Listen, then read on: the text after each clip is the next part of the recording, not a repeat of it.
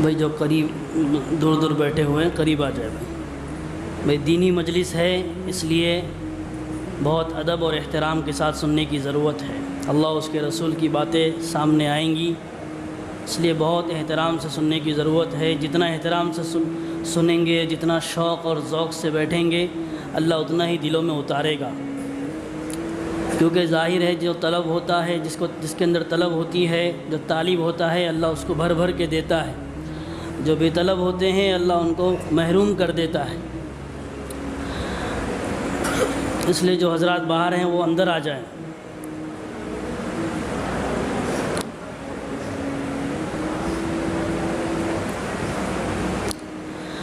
الحمد للہ رب العالمین والصلاة والسلام علی سید الانبیاء والمرسلین محمد وعلی آلہ وصحبہ اجمعین، اما بعد۔ قال اللہ تبارک وتعالی فی كلامه المجيد والفرقان الحميد، أعوذ بالله من الشيطان الرجيم، بسم الله الرحمن الرحيم۔ سبحان الذي أسرى بعبده ليلا من المسجد الحرام إلى المسجد الأقصى الذي باركنا حوله لنريه من آياتنا إنه هو السميع البصير، صدق الله العظيم۔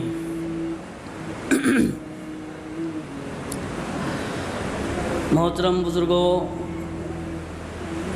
دوستوں اور دینی اور ایمانی بھائیوں،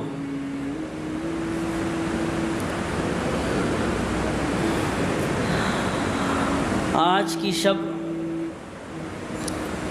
جسے ہم شب معراج کہتے ہیں، 27 رجب، یہ ایسی شب ہے کہ جس شب میں ایک بہت بڑا واقعہ پیش آیا ہے۔ ایسا واقعہ پیش آیا ہے کہ دنیا میں کہ جو اللہ کے منکر ہیں اور جو ایتھسٹ ہے، جو ملحد ہے، دہریے ہیں، اللہ کی قدرت کا انکار کرنے والے ہیں، وہ شروع سے لے کے آخر تک اور آج تک انکار کر رہے ہیں، کیونکہ ظاہر ہے وہ ایسا واقعہ ہے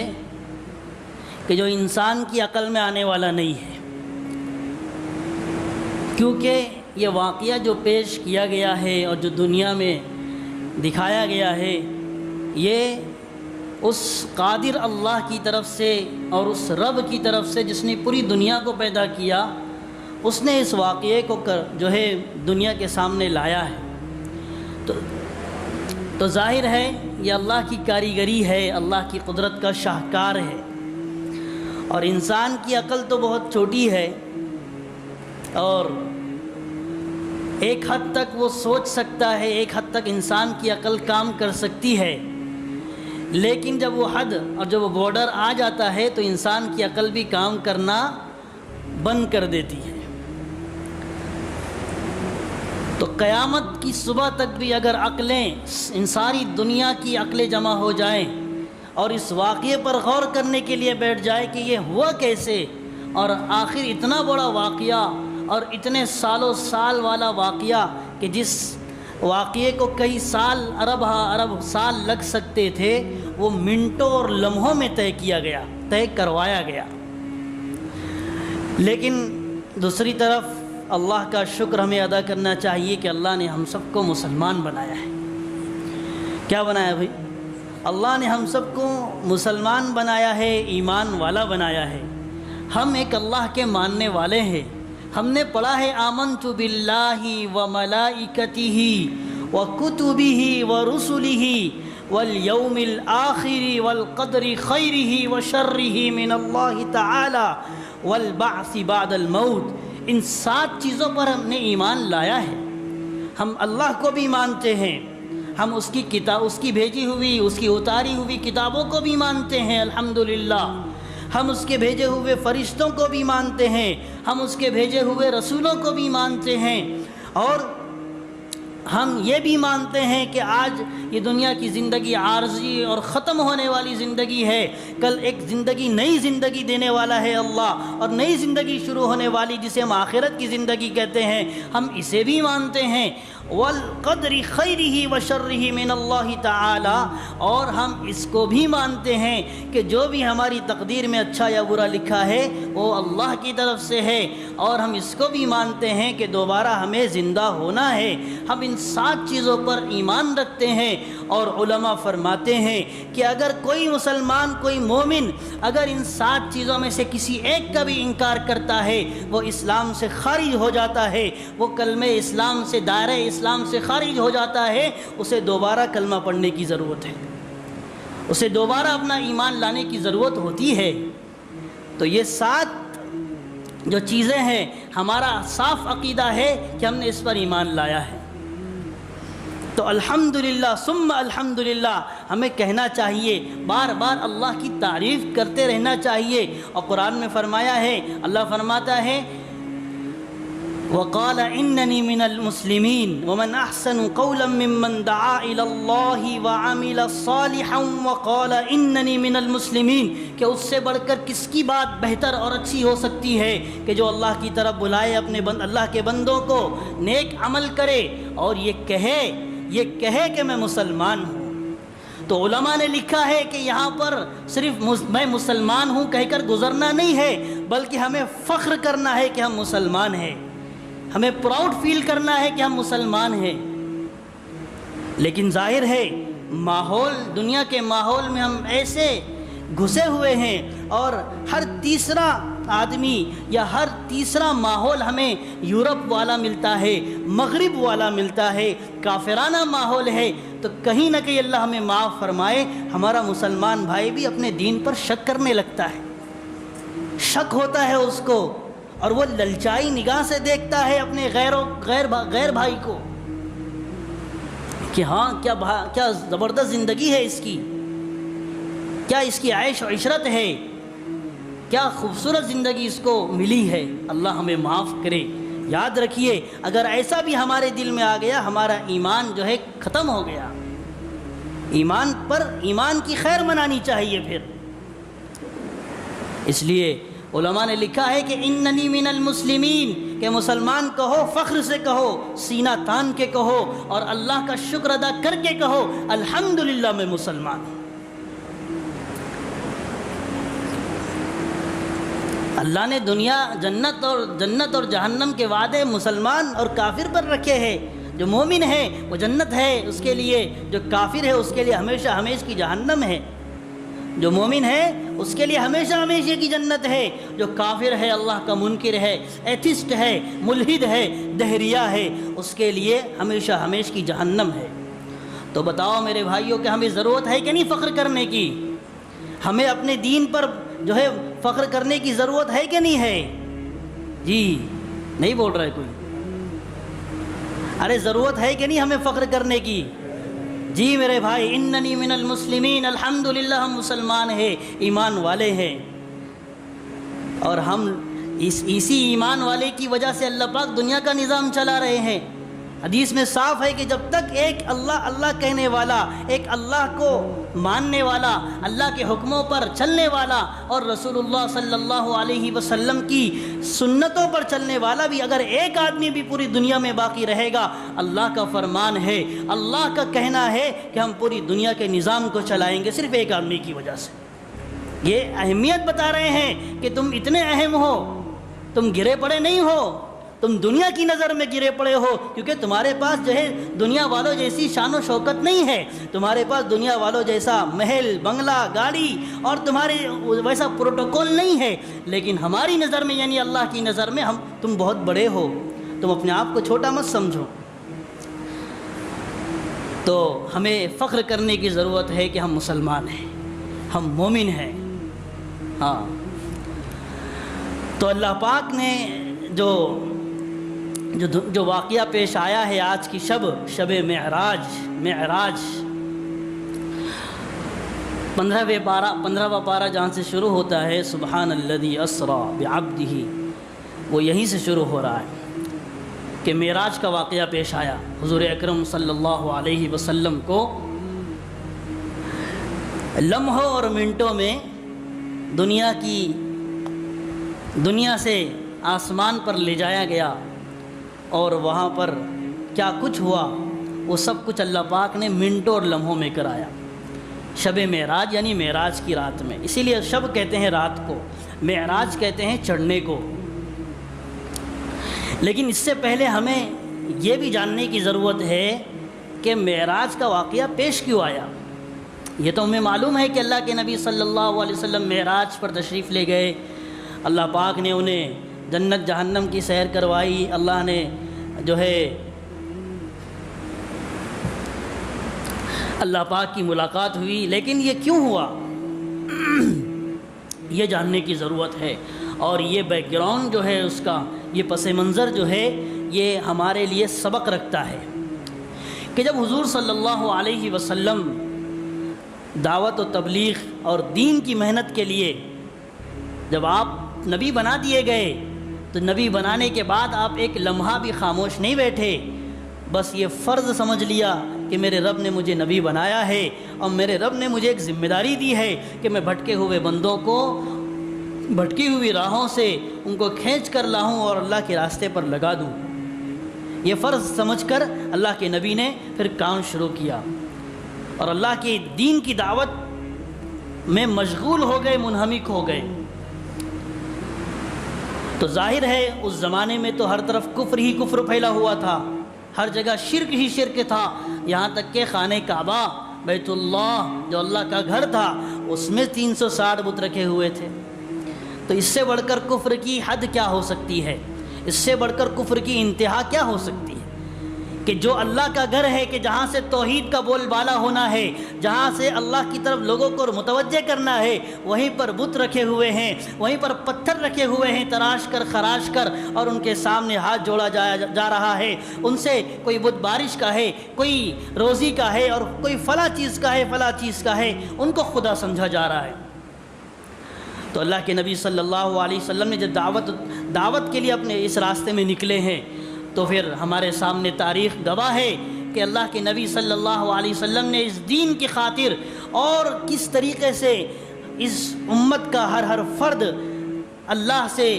دنیا سے کٹ کر، دنیا کے ماحول سے کٹ کر اللہ سے جڑ جائے، کس طریقے سے جہنم کی آگ سے بچ کر جنت میں چلا جائے. اللہ کے نبی نے اس کے لیے جان توڑ کر کوشش کی، اور اس کے لیے تاریخ ہمیں بتاتی ہے کہ ہمارے نبی صلی اللہ علیہ وسلم نے کیسی کیسی قربانیاں دی ہیں. تو بہرحال جب ہمارے نبی کے دو بڑے بیساکھی تھے اور آپ کے سپورٹ کرنے والے تھے، حضرت ابو طالب اور حضرت خدیجہ رضی اللہ تعالی عنہا. ظاہر ہے ہمارے نبی تو یتیم پیدا ہوئے، ابھی پیٹ ہی میں تھے، ماں کے شکم میں تھے، آپ کے والد کا انتقال ہو گیا. اللہ نے اپنے والد کو جو ہے ان کے والد کو بلا لیا. تو ہمارے نبی نے یتیمی کی زندگی گزاری ہے، اس سے بڑھ کر اور کیا قربانی ہو سکتی ہے. اس لیے میرے بھائی بزرگوں، آج کی اس مجلس میں یہ بھی سمجھنا ہے کہ ہم جس نبی کی امت میں پیدا کیے گئے ہیں وہ کتنا عظیم نبی ہے، وہ ایسا جو ہے کتنا عظیم نبی ہے کہ اللہ کے یہاں ان کی کتنی قدر و قیمت ہے.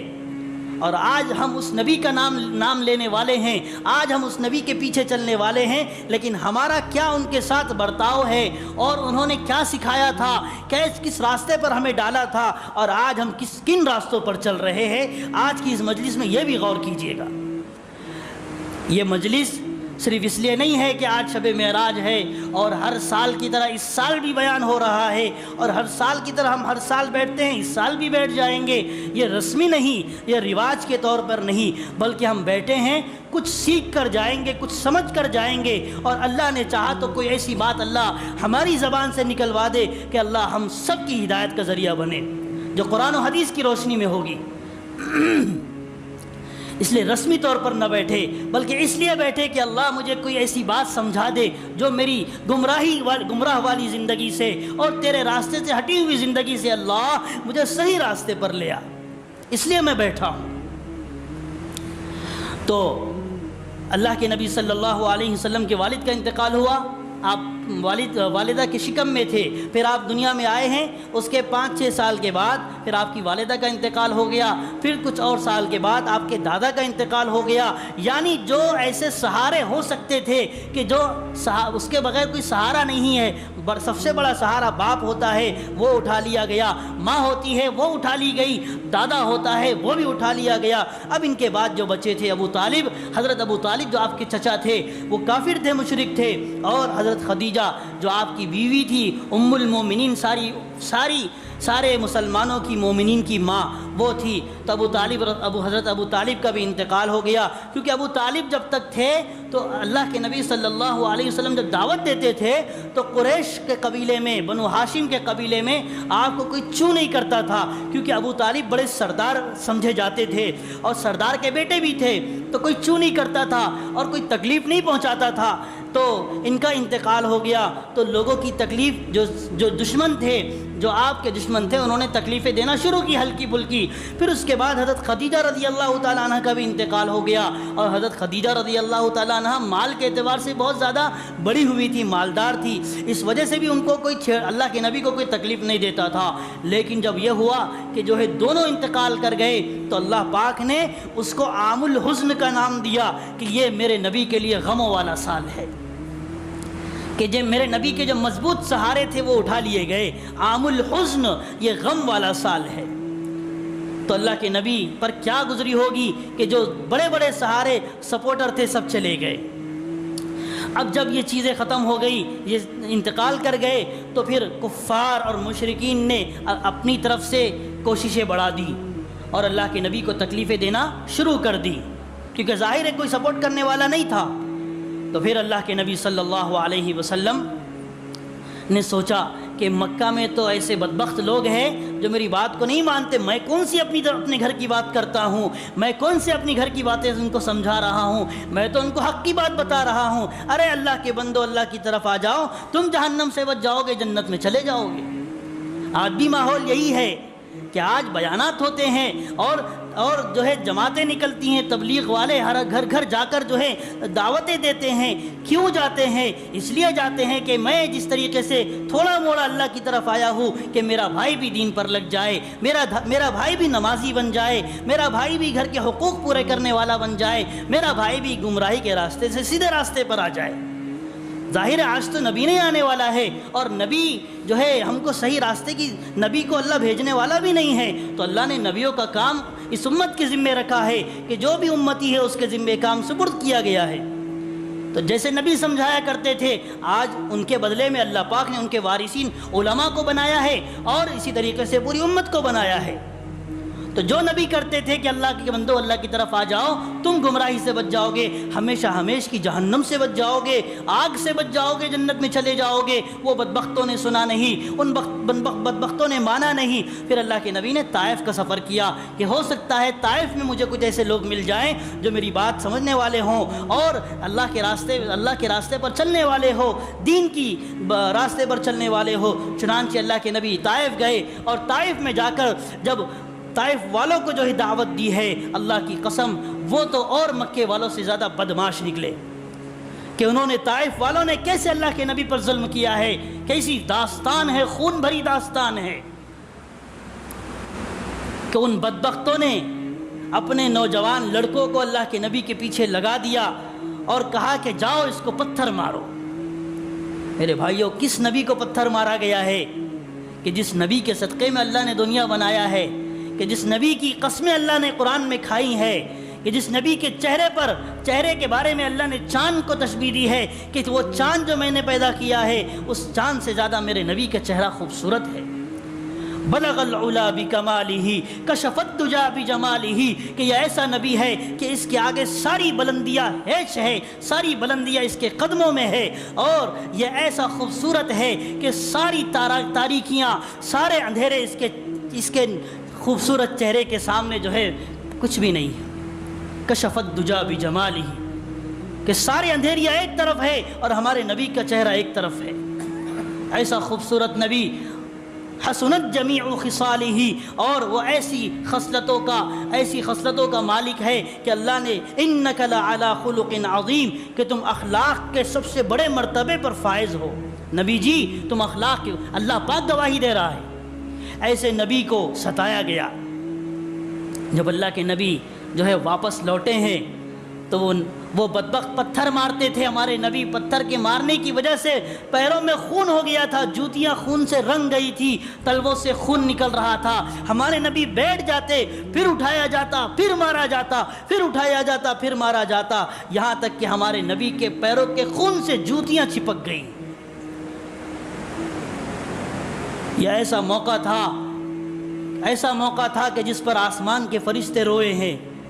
کہ یا اللہ یہ کس ہستی کے ساتھ کیا جا رہا ہے، کس ہستی کے ساتھ کیا جا رہا ہے۔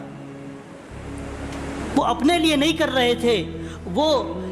اس لیے کر رہے تھے کہ یہ میری قوم، یہ لوگ جو ہے جہنم سے بچ کر جنت میں جانے والے بن جائیں۔ اللہ نے دنیا ان کے لیے بنائی تھی، لیکن انہوں نے درد سہا ہے، اور اس لیے سہا ہے کہ یہ دین جو ہے میں پہنچا رہا ہوں تاکہ یہ دین آنے والی نسلوں تک پہنچے۔ اگر ہمارے نبی قربانی نہ دیتے تو ہم بھی آج جو ہے آج بتوں کے سامنے سجدے کر رہے ہوتے۔ اگر ہمارے نبی قربانی نہ دیتے تو ہم بھی آج گھنٹیاں بجا رہے ہوتے، اللہ کے منکر اور ملحد ہوتے۔ میرے دوستو بھائیو، میرے اور آپ کے لیے ہمارے نبی نے قربانی دی ہے۔ پہاڑوں کے فرشتے آ گئے اور کہنے لگے یا رسول اللہ حکم دیجئے، حکم دیجئے، ابھی ان بدبختوں کو میں کچل دیتا ہوں۔ لیکن ہمارے نبی اتنے بڑے اخلاق والے، اتنے بڑی خصلت والے، خوبی والے، فرمایا کہ نہیں، اللہم اہد قومی فإنہم لا یعلمون، اے اللہ میری اس قوم کو ہدایت دے، یہ جانتے نہیں میں کون ہوں۔ اتنا ظرف کس کا ہے آج ایک کوئی تھپڑ مار دے تو اس کو جو ہے گالی بھی دے گا اور اس کو زخمی کر کے چھوڑے گا۔ ہم کس منہ سے اپنے کو آپ کو کہتے ہیں کہ ہم محمد کے نام لیوا ہیں؟ کس منہ سے کہتے ہیں کہ ہم محمد کے نام لیوا ہے؟ ہمارا رستہ کون سا ہے، ان کا رستہ کون سا ہے؟ انہوں نے کس کے لیے قربانی دی ہے؟ تو جب یہ حالات پیش آئے اور ہمارے نبی پر غموں کا پہاڑ ٹوٹ پڑا، نہ مکے والے جو وطن ہیں، اپنے ہم وطن ہیں، انہوں نے ساتھ دیا، نہ پڑوس کے کسی لوگوں نے ساتھ دیا، تو اللہ کو غیرت آئی۔ اللہ پاک نے کہا کہ میرا نبی اتنا پریشان ہو گیا، اتنا پریشان ہو گیا، اللہ نے اپنے نبی کے دل کو، ان کے کلیجے کو ٹھنڈک پہنچانے کے لیے پھر ارادہ کیا کہ اب ہم محمد صلی اللہ علیہ وسلم کو اپنے پاس بلائیں گے تاکہ ان کو خوش کر دیں۔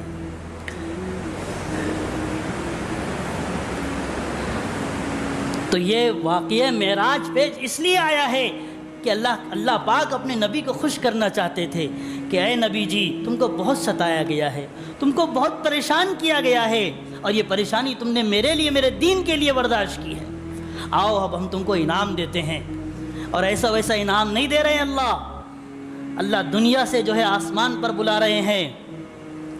چنانچہ اللہ کے نبی صلی اللہ علیہ وسلم اپنی چچا زاد بہن حضرت ام ہانی رضی اللہ عنہا کے گھر میں سوئے ہوئے تھے رات میں، تو جبرائیل علیہ السلام تشریف لائے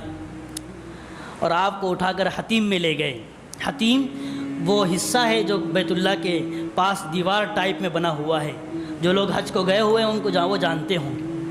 اور یہ حصہ اس لیے چھوٹ گیا تھا کہ اس زمانے میں جب کعبۃ اللہ بیت اللہ کی تعمیر ہو رہی تھی، قریش کے پاس اتنا حلال کا پیسہ نہیں تھا کہ وہ اس کو گھیر سکے، تو اتنا ہی پیسہ تھا، انہوں نے اتنی ہی دیوار چھوڑ دی۔ ان کے پاس اتنا حلال کا پیسہ نہیں تھا، بس انہوں نے کام کو چھوڑ دیا، کیا پیسہ نہیں۔ لیکن اس میں بھی اللہ کی حکمت تھی کہ اللہ پاک کے حدیث میں آتا ہے کہ جو حتیم میں نماز پڑھے گا وہ گویا کہ بیت اللہ میں نماز پڑھے گا۔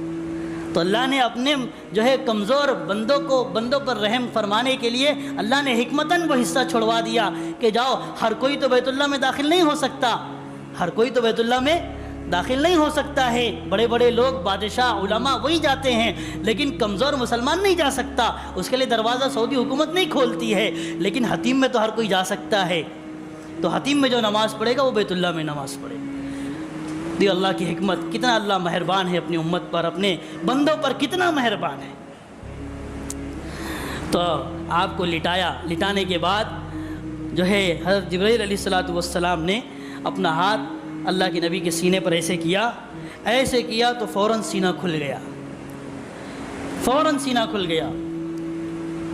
تو یہ اللہ کے نبی صلی اللہ علیہ وسلم واحد پہلے شخص ہے جنہوں نے اوپن ہارٹ سرجری کا تصور دیا ہے،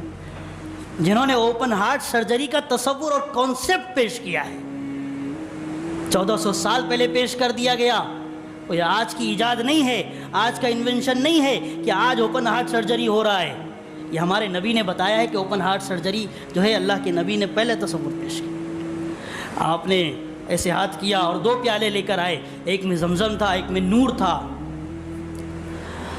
اور پھر اس میں سے دل نکالا۔ اللہ کے نبی سب دیکھ رہے ہیں کہ میرا دل نکالا جا رہا ہے، دل نکالا، پھر دل کو جو ہے زمزم سے دھویا جبرائیل علیہ السلام نے۔ زمزم سے دھونے کے بعد پھر دل کے بھی 2 ٹکڑے کرے اور دل کے اندر بھی جو ہے زمزم ڈالا، اس کو بھی اچھے سے دھویا، اور دھونے کے بعد پھر دل کو جوڑا اور دل کو جو ہے آپ کے یہاں رکھا، اور بعد میں جو ہے دھیرے دھیرے سب انتڑیا اور ساری چیزیں جو ہے اپنے آپ مل گئی، اور ایک خون کا قطرہ بھی نہیں گرا، ایک خون کا بھی قطرہ زمین پر نہیں گرا۔ چنانچہ وہ بند کر دیا گیا۔ اس کے بعد ایک سواری لائی گئی، ایک سواری لائی گئی، اس کا نام براق تھا۔ براق بجلی کو کہتے ہیں، برق سے بنا ہے۔ جب اللہ کے نبی صلی اللہ علیہ وسلم اس پر بیٹھے ہیں تو جبرائیل علیہ السلام نے کہا کہ دیکھ، تیرے اوپر جو ہستی بیٹھ رہی ہے وہ دنیا کی سب سے معزز ہستی ہے، اس کے بھی پسینہ آ گیا، اس کے بھی پسینہ آ گیا۔ وہ براق خچر سے چھوٹا، گدھے سے بڑا تھا، دونوں کے بیچ کا ایک جانور ہے۔ اور اللہ کے نبی نے فرمایا ایسا تیز رفتار تھا کہ جہاں میری نگاہ ہوتی تھی وہاں اس کا پہلا قدم پڑتا تھا، پہلا قدم پڑتا تھا۔ تو یہاں بھی اللہ کے نبی نے تیز رفتار سواری کا تصور دیا ہے۔ آج کی میٹرو ویٹرو سب فیل ہے اس کے سامنے۔ یہاں بھی یہ کانسیپٹ بھی اللہ کے نبی نے دیا ہے کہ فی گھنٹہ 600 کلومیٹر چلنے والی سواری، یہ ہم بتا رہے ہیں آپ کو، یہ یورپ نہیں بتا رہا ہے۔ اگر آج ہم بھی علم کو گلے سے لگاتے اور آج ہم بھی اگر بیہودہ چیزوں میں، فضول چیزوں میں وقت خرچ نہیں کرتے تو آج ہم بھی دنیا کو کچھ دے سکتے تھے۔ جبکہ 700 سال پہلے مسلمان ایسے تھے کہ جنہوں نے دنیا کو بہت کچھ دیا، بہت کچھ دیا، اور اس کے بعد 700 سال کے بعد جب تاریخ کا پنہ پلٹا ہے، یہ زوالوجی، بایولوجی اور بوٹنی اور جتنی بھی ساری چیزیں ہیں، میتھس وغیرہ ہے، یہ ساری کی ساری جو ہے مسلمانوں کی ایجاد کی ہوئی۔ آپ جا کر دیکھیے یورپ میں فادر آف میتھ لکھا ہوا ہے، ان کی فوٹو لگی ہوئی ہے، اس کے نیچے ابو سینا، ابو رازی اور ان کے نام آپ کو ملیں گے۔ تو یہ مسلمانوں کی دی ہوئی چیزیں ہیں، لیکن مسلمان نے وہاں تک کوشش کی اور اس کے بعد مسلمان پھر غفلت کا شکار ہو گیا، کوتاہی کا شکار ہو گیا۔ اب اس کو آرام پسندی جو ہے اس کے اندر آنے لگی، تو پھر اللہ پاک نے مسلمانوں سے علم چھین کر ان لوگوں نے علم کو سیکھنے کی کوشش کی، اللہ نے ان کو علم دیا، اور اللہ کا وعدہ ہے وَأَنَّ سَعْيَهُ سَوْفَ يُرَى ثُمَّ يُجْزَاهُ الْجَزَاءَ الْأَوْفَى، جو جتنی محنت کرے گا، جیسی محنت کرے گا، ہم اس کی محنت پر اس کو اتنا دیں گے۔ پھر ہم یہ نہیں دیکھیں گے کہ وہ میرا ماننے والا ہے یا منکر ہے۔ تو یورپ آج بہت اوپر پہنچا ہوا ہے، یہ ساری ایجادات ہم کو یورپ سے ملی ہوئی ہے، لیکن اس نے علم کہاں سے حاصل کیا ہے؟ وہ تو ایسے جاہل تھے، ایسے جہالت کے شکار تھے کہ ان کے یہاں نہانا بھی جو ہے جرم سمجھا جاتا تھا، کہ کئی دن نہاتے نہیں تھے، اور جب پورا میل بدن پر جم جاتا تھا تو اس پورے میل کو جمع کر کے اس کا گولا بنا کر کھا جاتے تھے۔ یہ یورپ کی پہچان ہے، اس کی تاریخ ہے، جہالت والی تاریخ، ڈارک ایج کہا جاتا ہے اسے۔ لیکن جب اس نے علم سیکھا ہے، علم کے میدان میں قدم رکھا ہے، اس کے بعد آج تک وہ نہیں سویا، اور ہم جو سوئے ہیں آج تک سوئے ہوئے ہیں، اور اللہ کا وعدہ ہے جو محنت کرے گا ہم اسے دیں گے۔ چنانچہ اللہ کے نبی صلی اللہ علیہ وسلم براق سواری پر سوار ہوئے اور 2 رکعت نفل پڑھی، اترے، 2 رکعت نفل پڑھی تو فرمایا کہ ہجرت، حضرت جبرائیل علیہ السلام نے فرمایا یہ وہ جگہ ہے جہاں آپ نے ہجرت فرمائی تھی، مدینہ طیبہ۔ پھر وہاں سے چلے ہیں، پھر 2 رکعت آپ نے نماز پڑھی، پھر بیت المقدس کے قریب تو وہاں پر خوشبو آنے لگی، تو فرمایا خوشبو کیسی ہے؟ تو جبرائیل علیہ السلام نے فرمایا فرعون کی باندی، جس نے دین حق پر چل کر فرعون جیسے ظالم کا مقابلہ کیا کہ کچھ بھی ہو جائے میں ایمان کا سودا نہیں کر سکتی، وہ اب اس کو جو ہے اس کے بچوں سمیت گرم کڑھائی میں ڈال دیا گیا، جس کی اس کی ہڈیاں صرف وہاں پر گڑی ہوئی ہے، وہاں پر موجود ہے، یا اس کے ایمان کی، اس کی قربانی کی خوشبو آپ کو آ رہی ہے۔ فرعون کا واقعہ کب کا ہے؟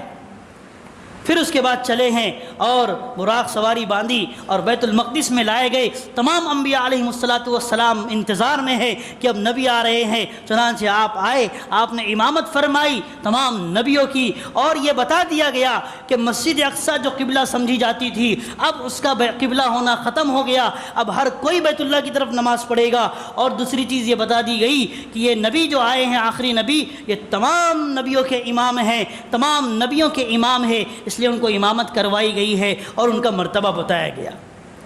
اور ایک چیز اور، اللہ کے نبی کو 2 پیالے پیش کیے گئے، ایک شراب کا، ایک دودھ کا،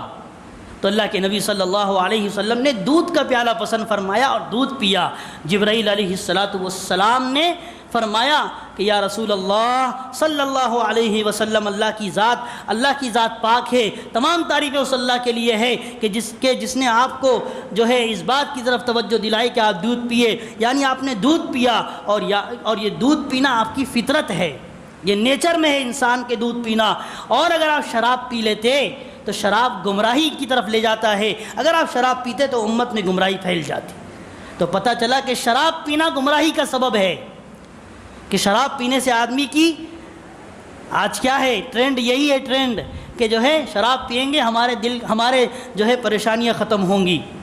آؤ تھوڑا شراب پیتے ہیں، پریشانی ختم ہوگی، اسٹریس ختم ہوگا، ٹینشن ختم ہوگا۔ لیکن یہ شراب گمراہی کی طرف لے جائے گا، اسٹریس نہیں ختم کرے گا، اللہ سے دور کرے گا، سیدھے راستے سے دور کرے گا۔ چنانچہ اللہ کے نبی صلی اللہ علیہ وسلم امامت کرنے کے بعد اب سفر شروع ہو رہا ہے آسمان کی طرف۔ پہلے آسمان پر تشریف لے گئے، دوسرے آسمان پر، تیسرے آسمان پر، چوتھے آسمان پر، 5واں، 6واں، 7واں، آپ نے پورا سفر کیا۔ اور جب آپ نے جو ہے پہلے آسمان سے لے کر 7ویں آسمان تک سفر کیا ہے، آپ کو کئی انبیاء علیہ السلام سے ملاقات کروائی گئی۔ حضرت آدم علیہ السلام، حضرت یوسف علیہ السلام، حضرت عیسیٰ اور یحییٰ علیہ السلام، حضرت ہارون علیہ السلام، حضرت یوسف علیہ السلام، اور حضرت موسیٰ علیہ السلام، اور حضرت ابراہیم علیہ السلام، ان سے ملاقات ہوئی۔ جب آپ 7ویں آسمان پر پہنچے ہیں،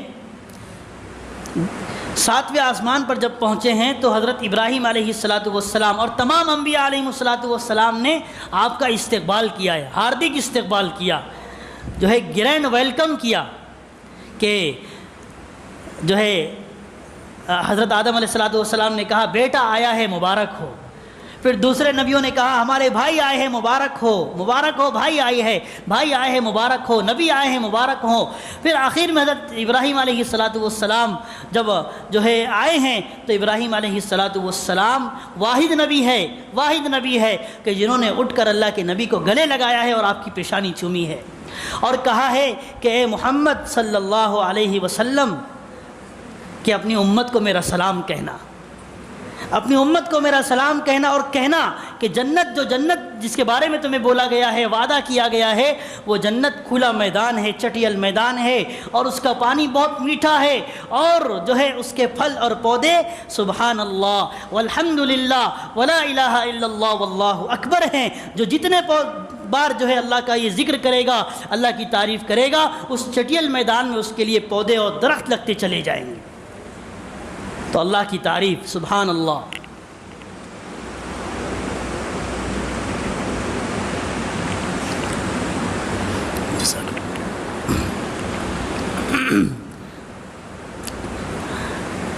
سبحان اللہ والحمد للہ ولا الہ الا اللہ واللہ اکبر۔ اس لیے یہ بھی کہا گیا حدیث میں کہ آج جو ہے ہمیں موقع ہے، اللہ نے دنیا میں جو زندگی دی ہے یہ موقع کے طور پر دی ہے کہ آج جو ہے تم جو کرنا ہے کر لو، مجھے منانا ہے منا لو۔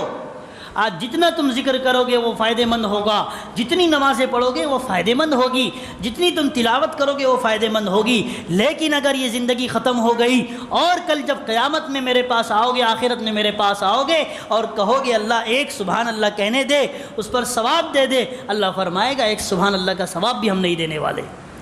کیونکہ یہ دنیا دارالعمل ہے، یہ امتحان، یہ جو ہے کام کرنے کی جگہ ہے، یہاں پر کام ہے، یہاں پر ہمیں جو ہے اعمال ہیں، اور کل قیامت میں وہ دنیا وہ دارالجزا ہے، وہاں حساب کتاب ہونا ہے۔ تو ابراہیم علیہ السلام نے کہا اپنی امت کو سلام بھیجا ہے۔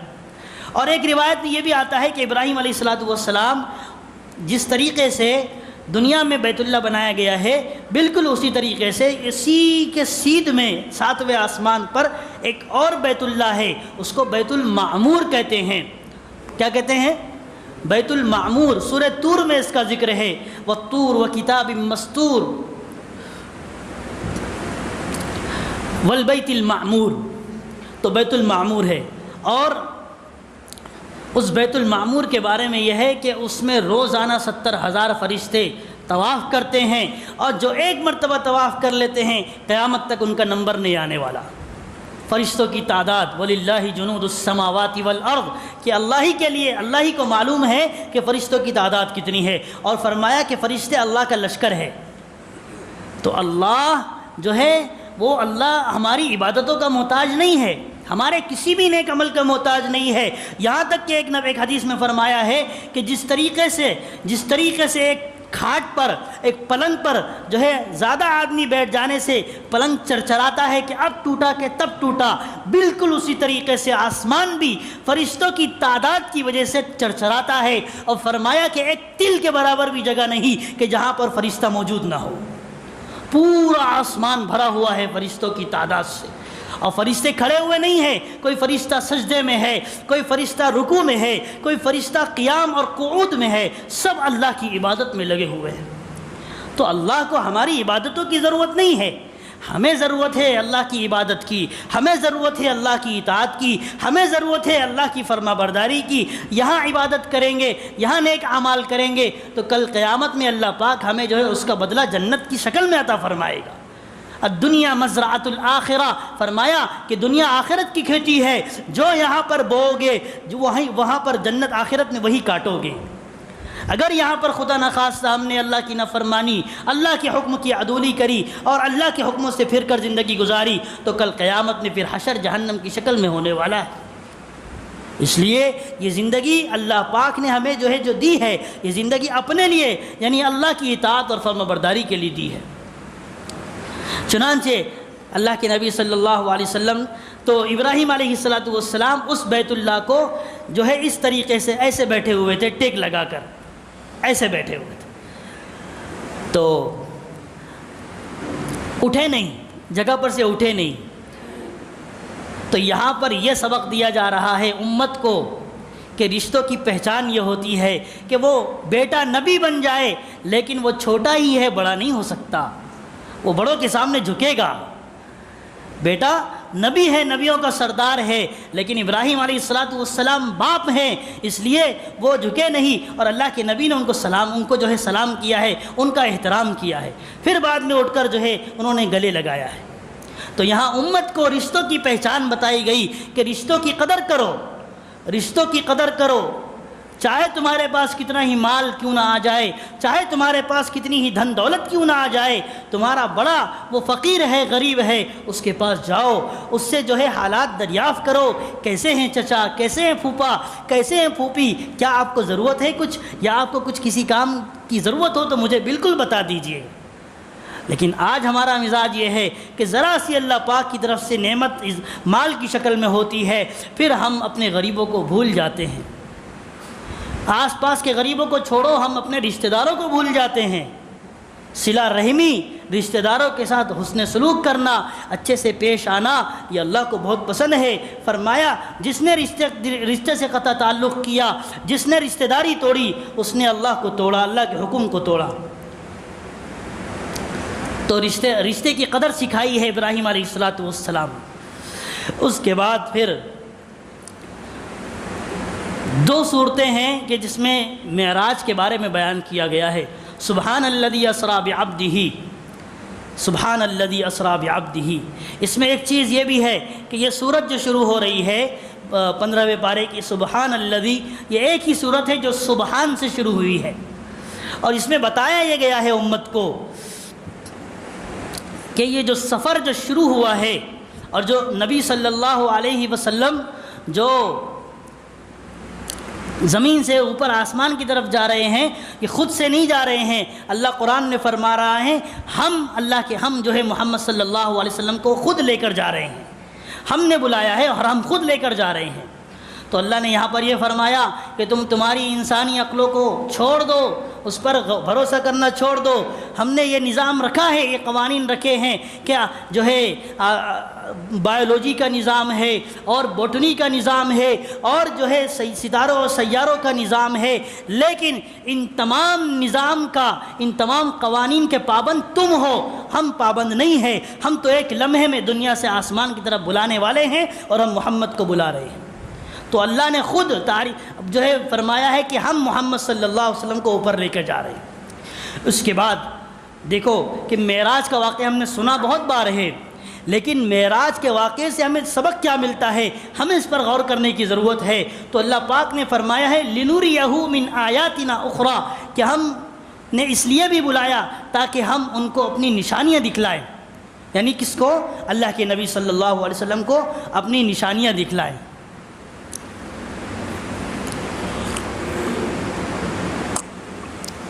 چنانچہ اللہ کے نبی صلی اللہ علیہ وسلم حضرت جبرائیل علیہ السلام کے ساتھ ہے، اللہ پاک نے جنت اور جہنم دونوں کے نظارے کرائے۔ آپ نے جنت کی بھی سیر کی اور جہنم کی بھی سیر کی، لیکن جو جہنم کی سیر کی ہے اس میں ایسے واقعات اور ایسے منظر اللہ کے نبی نے دیکھے ہیں جو دلوں کو پھاڑنے والے اور روح کو تڑپانے والے ہیں، کہ ایسے لوگوں پر عذاب ہوئے ہیں اور اس کی وجوہات بھی بیان کی گئی۔ تو جب آپ آگے چلے ہیں تو آپ نے جہنم کے بارے میں آپ نے دیکھا کہ ایک شخص لیٹا ہوا ہے اور فرشتہ اس کے سامنے کھڑا ہوا ہے، اور فرشتہ اس کے سر کو پتھر سے کچلتا ہے، اور جب پتھر اس کے سر پر گرتا ہے تو اس کا سر قیمہ ہو جاتا ہے اس پتھر کے گرنے کی وجہ سے۔ پھر وہ پتھر اٹھاتا ہے، پتھر دور لڑک کے چلا جاتا ہے، اور جب وہ انسان کو اٹھاتا ہے فرشتہ تو وہ انسان اٹھنے سے پہلے اس کا سر پھر ویسے ہی ہو جاتا ہے، پھر ویسے ہی عمل، پھر پتھر اس پر مارا جا رہا ہے اور اس کا سینہ بوٹی اور قیمہ ہو رہا ہے، پھر وہ سیدھا ہو رہا ہے، پھر اس کے بعد وہ فرشتہ اس پر مسلط ہے۔ ایسا عذاب اس پر ہو رہا ہے، کیونکہ یہ اس لیے ہے کہ ظاہر ہے اگر انسان جو دنیاوی انسان ہے، دنیا والا، اگر اس کو مارا جائے، یہ پتھر سے دماغ کو مارا جائے، ہاتھ کو مارا جائے، تو ایک مرتبہ جب وہ ختم ہو گیا تو ختم ہو گیا، دوبارہ تو آنے والا نہیں ہے۔ لیکن تو کیا ہوا کہ وہ مر گیا، اس کی موت آ گئی۔ لیکن کل قیامت کے بارے میں جو بتایا گیا ہے کہ کل قیامت میں جہنم میں موت کو بھی موت دے دی جائے گی، موت کو بھی موت دے دی جائے گی، تو اب موت کا نام و نشان نہیں ہوگا، بلکہ جیسے وہ بندہ ہوگا اس کو مارا جائے گا، اس کا سر کچلے گا، قیمہ ہوگا، اس کے بعد پھر سے اللہ کے حکم سے وہ سیدھا ہو جائے گا۔ کیسی تکلیف ہو رہی ہے۔ تو اللہ کے نبی نے پوچھا یہ کون ہے، یہ کون ہے؟ تو جبرائیل علیہ السلام نے فرمایا یہ وہ ہے جو عشاء کی نماز چھوڑ کر سو جاتا تھا، جو عشاء کی نماز چھوڑ کر سو جاتا تھا۔ اس میں یہ بھی ایک حکمت ہو سکتی ہے کہ ہم جب کاروبار سے تھکے آ رہے ہوتے ہیں، گھر پر پہنچتے ہیں تو ہمیں صرف اور صرف بستر یاد آتا ہے، ہمیں صرف کھانا یاد آتا ہے، نماز یاد نہیں آتی۔ تو اللہ جانتا تھا کہ ایسے لوگ آئیں گے کہ جو آنے کے بعد فوراً بستر تلاش کریں گے اور فوراً جو ہے سونے کی کوشش کریں گے، تو اللہ نے پہلے سے وارننگ دے دی کہ دیکھو ایسا مت کرنا، ورنہ کل قیامت میں اس طریقے کا عذاب تمہارے لیے تیار کر رکھا ہوا ہے۔ پھر اللہ کے نبی آگے چلے تو کیا دیکھتے ہیں کہ ایک آدمی کا پیٹ جو ہے گنبد کی طرح بڑا ہے، گنبد کی طرح پیٹ ہے اس کا، گنبد کی طرح، اور اس پیٹ کے اندر سانپ ہے، اور وہ سانپ اس کو اس پیٹ کے اندر سے کاٹ رہے ہیں، وہ سانپ اس کو اس پیڑ کے اندر سے کاٹ رہے ہیں، پیٹ کے اندر سے۔ اور سانپ دنیاوی سانپ نہیں ہوں گے کہ آخرت کے وہ جو قبر کا جو سانپ ہے اس کے بارے میں فرما دیا گیا ہے کہ ایسا سانپ ہے کہ اگر ایک مرتبہ دنیا کے اوپر یعنی دنیا کی زمین پر پھنک مار دے اور جو ہے ڈس لے تو اس زمین پر اس کے زہر کی وجہ سے قیامت تک جو ہے کوئی گھاس نہیں اگ سکتی۔ تو جو قبر کا عذاب اور قبر کا سانپ ایسا ہے تو جہنم کے سانپ کیسے ہوں گے؟ تو پھر اللہ کے نبی نے پوچھا یہ کون ہے، اس کو اس طریقے کا عذاب کیوں دیا جا رہا ہے؟ تو فرمایا کہ یہ سود خور تھا، یہ سود کھاتا تھا، یہ انٹرسٹ کھاتا تھا، بیاج کھاتا تھا۔ صحابہ کرام کے زمانے میں اگر یہ باتیں اللہ کے نبی نے بیان کی تو اس زمانے میں اکا دکا مل جاتا تھا سود کھانے والا، لیکن آج خود ہم غور کریں کہ ہم میں کتنے فیصد سود کھانے والے ہیں، کتنے فیصد سود کھانے والے ہیں۔ اور یہ تصور ہم نے بنا لیا ہے، یہ ذہن ہم نے بنا لیا ہے، جب تک سود نہ ہو تب تک تجارت چل ہی نہیں سکتی، چل ہی نہیں سکتی۔ اور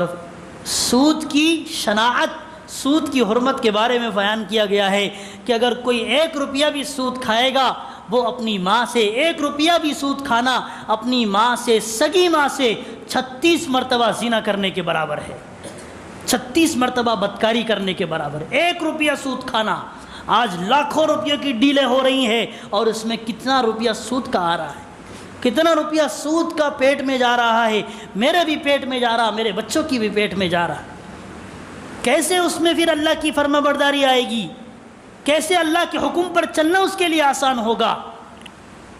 کبھی نہیں ہو سکتا، کبھی نہیں۔ تو پھر اللہ کے نبی صلی اللہ علیہ وسلم آگے بڑھے اور دیکھا کہ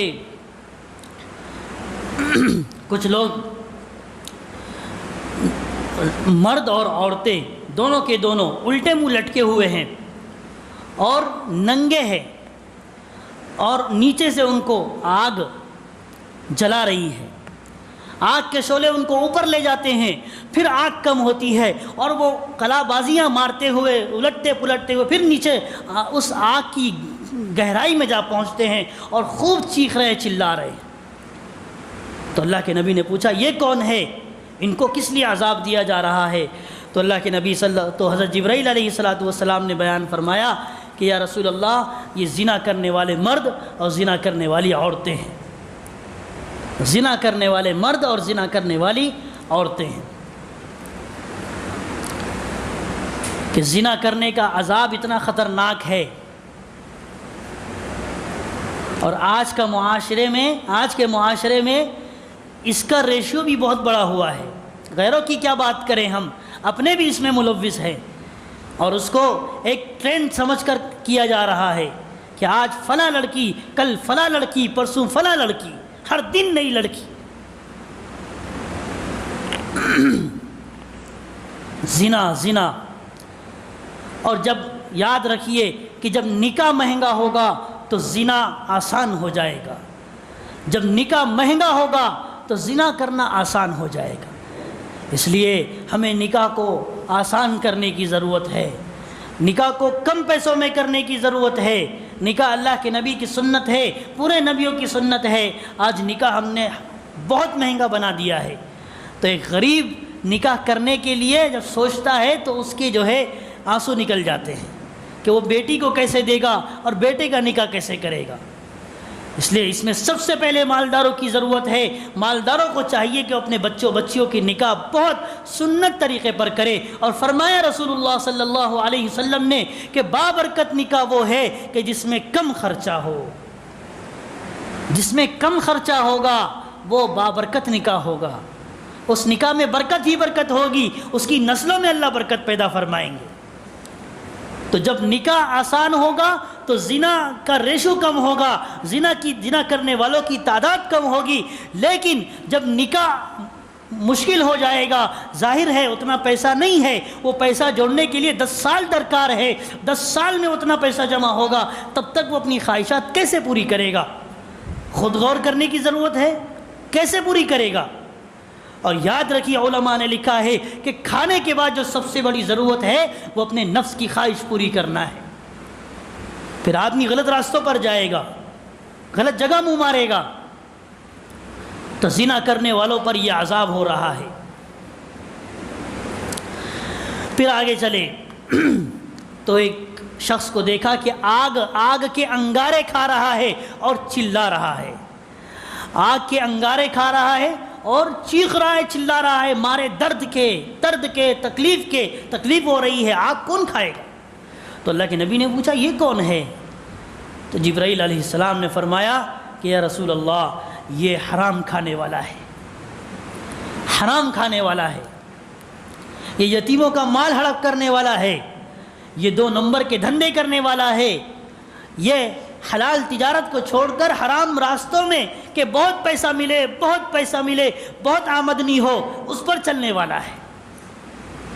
کہ حرام مال آتا بہت ہے لیکن برکت سے خالی ہوتا ہے، اور حلال مال آتا کم ہے لیکن بابرکت ہوتا ہے۔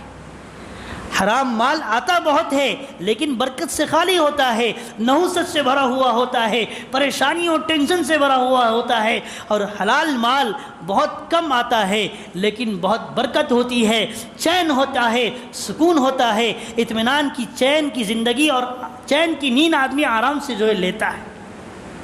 جب حرام مال آتا ہے نسلیں برباد کر دیتا ہے۔ یاد رکھیے جب حرام مال ہم بچوں کو کھلائیں گے، جب خود کھائیں گے بچوں کو کھلائیں گے اور بیوی کو کھلائیں گے تو اس سے ہماری نسلیں بنیں گی نہیں، بگڑ جائیں گی، پھر آگے کی نسلوں پر ہمیں جو ہے اپنے ایمان پر، ان کے ایمان پر فاتحہ پڑھنے کی ضرورت ہے جب حرام مال پیٹ میں جائے گا۔ اس لیے حرام مال سے بچنا ہے، حلال مال کمانے کی کوشش کرنا ہے، اور جو کوشش کرتا ہے اللہ اسے دیتا ہے۔ تو پھر اللہ کے نبی صلی اللہ علیہ وسلم آگے بڑھے اور دیکھا کہ کچھ لوگ ہیں، ان کے سامنے اچھا گوشت رکھا ہوا ہے اور ایک میت رکھی ہوئی ہے، گندا گوشت رکھا ہوا ہے، لیکن وہ اچھے گوشت کو چھوڑ کر میت کو کھا رہے ہیں، اس سڑی گلی میت کو اور گندے گوشت کو کھا رہے ہیں۔ تو پھر پوچھا اللہ کے نبی صلی اللہ علیہ وسلم نے یہ کون لوگ ہیں؟ تو فرمایا جبرائیل علیہ السلام نے کہ یہ وہ لوگ ہیں کہ جو اپنی حلال بیویوں کو چھوڑ کر جو ہے غیروں کے پاس غیر لڑکی سے جو ہے ملاپ کرنے والے ہیں، اور حلال شوہروں کو چھوڑ کر حرام شوہروں کے پاس جا کر اپنی ضرورت پوری کرنے والے، یہ وہ لوگ ہیں کل اللہ پاک ان کو ایسے عذاب میں مبتلا کرے گا۔ اس لیے گھر کے ماحول کو بنانے کی ضرورت ہے، اپنے آپ کو بنانے کی ضرورت ہے، خواہشات پر کنٹرول ہو، اور جب اللہ کا خوف دل میں پیدا ہوگا، جب ہمارے اندر ایمان کی چنگاری جلے گی، تب ہی ہم اللہ کے حکم پر چل سکیں گے۔ اللہ کا خوف ہوگا، ذرا بھی ہمارا قدم اللہ کی نافرمانی پر رکھا جائے گا، فوراً اللہ کا ڈر ہوگا، فوراً اللہ کا خوف ہوگا، فوراً وہ قدم پلٹے گا اور کہے گا کہ نہیں یہ اللہ نے میرے لیے حرام قرار دیا ہے، میں اس کو نہیں کرتا۔ لیکن میرے بھائیو، اگر ماحول ہمارا خراب ہے، اگر ہمارے دوست خراب، یار خراب، ماحول خراب، اور اس کے بعد پھر یہ گناہ والی چیزیں اگر آ رہی ہے سامنے سے، تو پھر آدمی ذرا بھی ہچکچائے گا نہیں، فوراً اس کام کو کرے گا۔ اس لیے سب سے بنیادی چیز کہ اللہ نے جو ہمیں ایمان دیا ہے، اس ایمان کو بچا کر رکھنے کی ضرورت ہے۔ اسی لیے اللہ کے نبی نے فرمایا کہ آخری زمانہ ایسا ہوگا کہ آدمی صبح جب نکلے گا گھر سے یا صبح کرے گا تو مومن ہوگا، اور رات ہوتے ہوتے تک رات میں کافر ہو جائے گا، اور جب شام میں سوئے گا تو شام میں سوتے ہوئے وہ مومن ہوگا، لیکن جب صبح کرے گا تو صبح ہوتے ہوتے کافر ہو جائے گا۔ یعنی اس کے کام ایسے ہوں گے اور اس کو ماحول ایسا ملا ہوگا اور وہ اللہ کی نافرمانی ایسے کر رہا ہوگا کہ رات میں آج کل کی راتیں موبائلوں سے بھری ہوئی ہے، بار سے بھری ہوئی ہے، اور موبائل میں وہ گندی چیزیں اور سب جو ہے ناجائز چیزیں ہیں، تو ظاہر ہے اگر آدمی نے اس کام کو کیا، دیکھا اور مر گیا تو کیا ہوگا؟ کافر ہی مرے گا۔ دن میں اس کا ماحول خراب ہے، اس کے آفس کا ماحول خراب، اس کا دوست یار اس کا خراب ہے، تو وہ ظاہر ہے کسی غلط جگہ لے گیا اور خدا نخواستہ مر گیا تو کافر مرا۔ وہ حالات آج بالکل سیم ٹو سیم ہمارے سامنے ہیں کہ ہماری نظریں محفوظ نہیں ہے، ہمارے دماغ محفوظ نہیں ہے، ہمارے کام جو ہم کر رہے ہیں آدھے ہم 20% 10% اللہ کو راضی کرتے ہیں، 90% شریعت کے خلاف، اللہ کی مرضی کے خلاف، رسول اللہ صلی اللہ علیہ وسلم کے طریقوں کے خلاف ہے۔ تو کیسے پھر ہم ان اعمال سے بچ سکیں گے، ان گناہوں سے بچ سکیں گے؟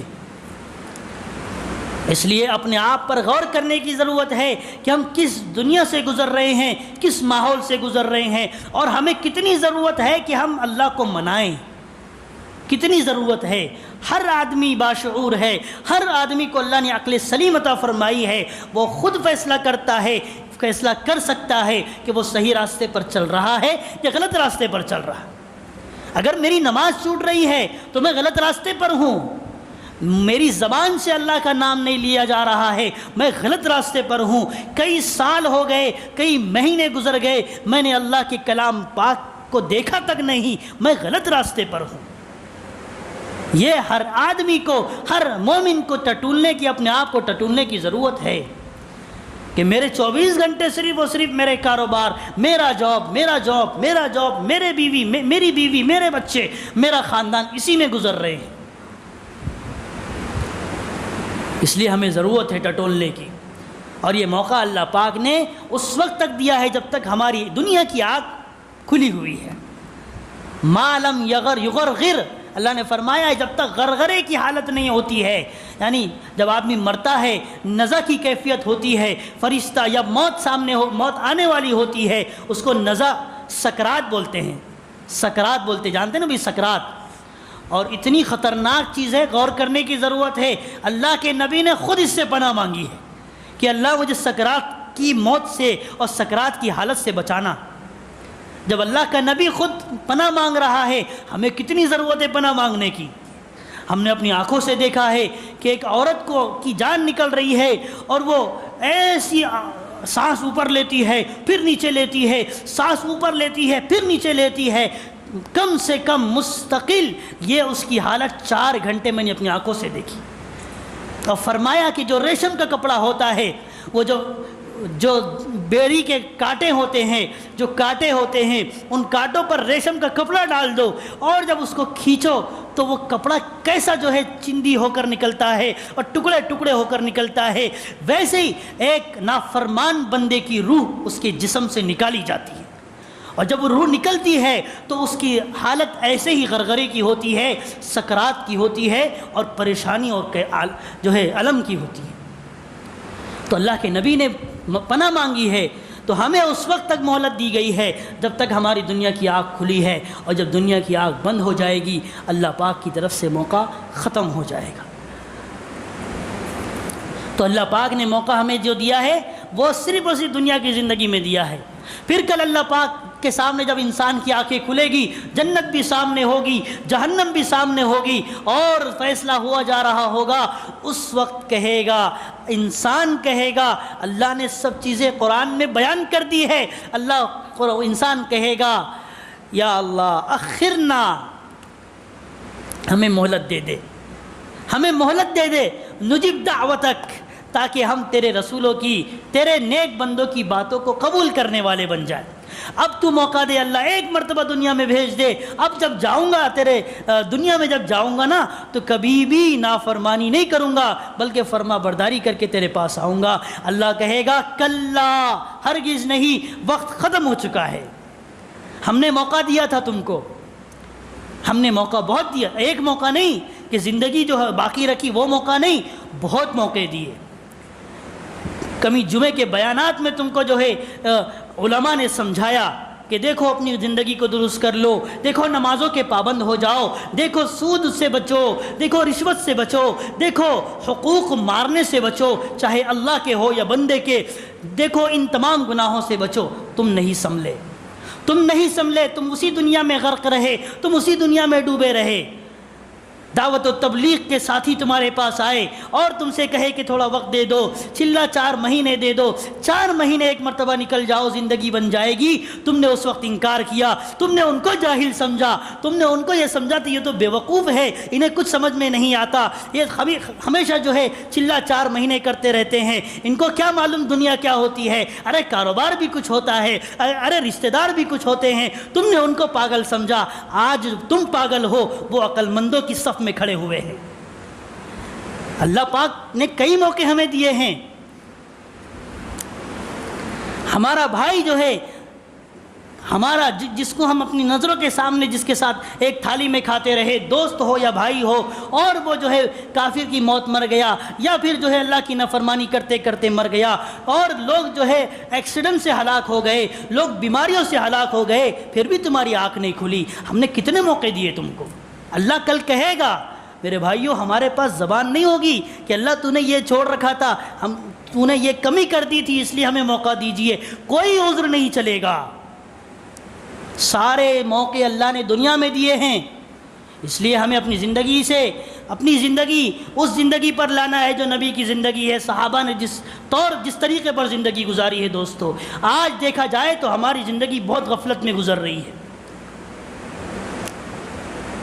کہ اللہ پاک نے جو ہے ایمان دیا، ایمان کے ساتھ اعمال بھی دیے ہیں۔ نماز کی پابندی کرنا، کتنے لوگ ہم میں نمازی ہیں؟ تو اللہ پاک نے موقع موت تک دیا ہے، موت کے بعد یہ سارے دھوکے کھل جائیں گے،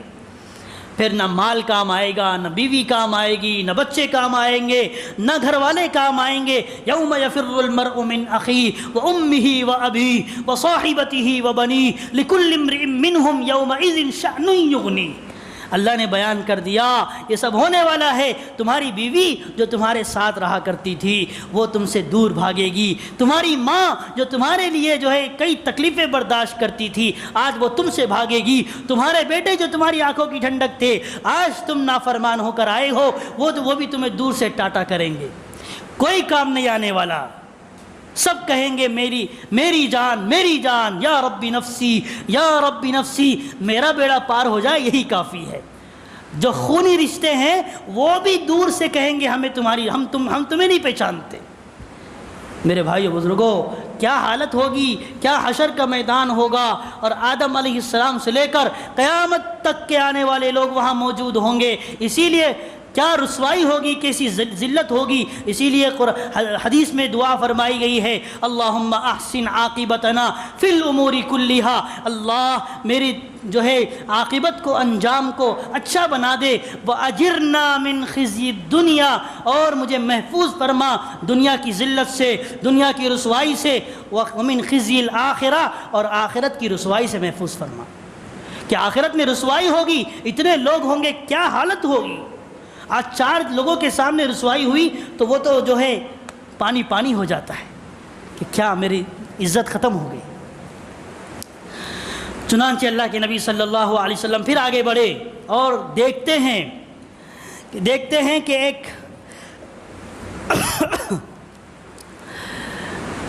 ایک انسان ہے، ایک جو ہے انسان ہے، اس کو اس طریقے سے اللہ پاک عذاب دے رہے ہیں کہ اس کا دھڑ انسان کا ہے اور اس کا چہرہ سور کا ہے، سب سے خوفناک عذاب، پورا دھڑ انسان کا اور چہرہ سور کا۔ تو اللہ کے نبی صلی اللہ علیہ وسلم تاب نہ لا سکے کہ میرا امتی اور چہرہ سور کا۔ تو پوچھا کہ جبرائیل یہ کون ہے؟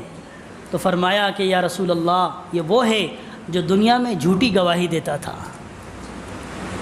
آج دیکھو عدالتیں بھری ہوئی ہیں، چند ٹکوں پر، چند پیسوں پر لوگ جا کر گواہی دے رہے ہیں فلاں کے حق میں، نہیں یہ تو اس نے ایسا کیا تھا، جھوٹی گواہی دے رہے۔ کل حشر ہوگا، یہ سب ہونے والا ہے، اور ہمیں تو اللہ کے نبی صلی اللہ علیہ وسلم کا شکریہ ادا کرنا چاہیے کہ ہمارے نبی نے دعا کی تھی کہ اللہ جس طریقے سے تو نے پچھلی امتوں کو ان کے گناہوں کی وجہ سے، ان کی نافرمانی کی وجہ سے، ان کے تیری نہ ماننے کی وجہ سے تو نے ان کو سور اور خنزیر بنایا، بندر بنایا، میری امت میں کسی کو نہ بنانا، ورنہ آج ہمارے اعمال ایسے ہیں کہ ہم ابھی سے دنیا ہی میں ہم سور اور خنزیر بنا دیے جاتے، لیکن صرف اور صرف پیارے نبی کی دعا ہے جو ہمیں بچا کر رکھی ہوئی ہے۔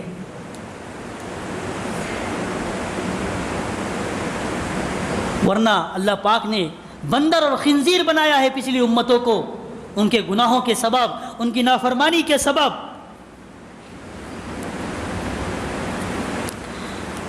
تو اللہ کے نبی صلی اللہ علیہ وسلم نے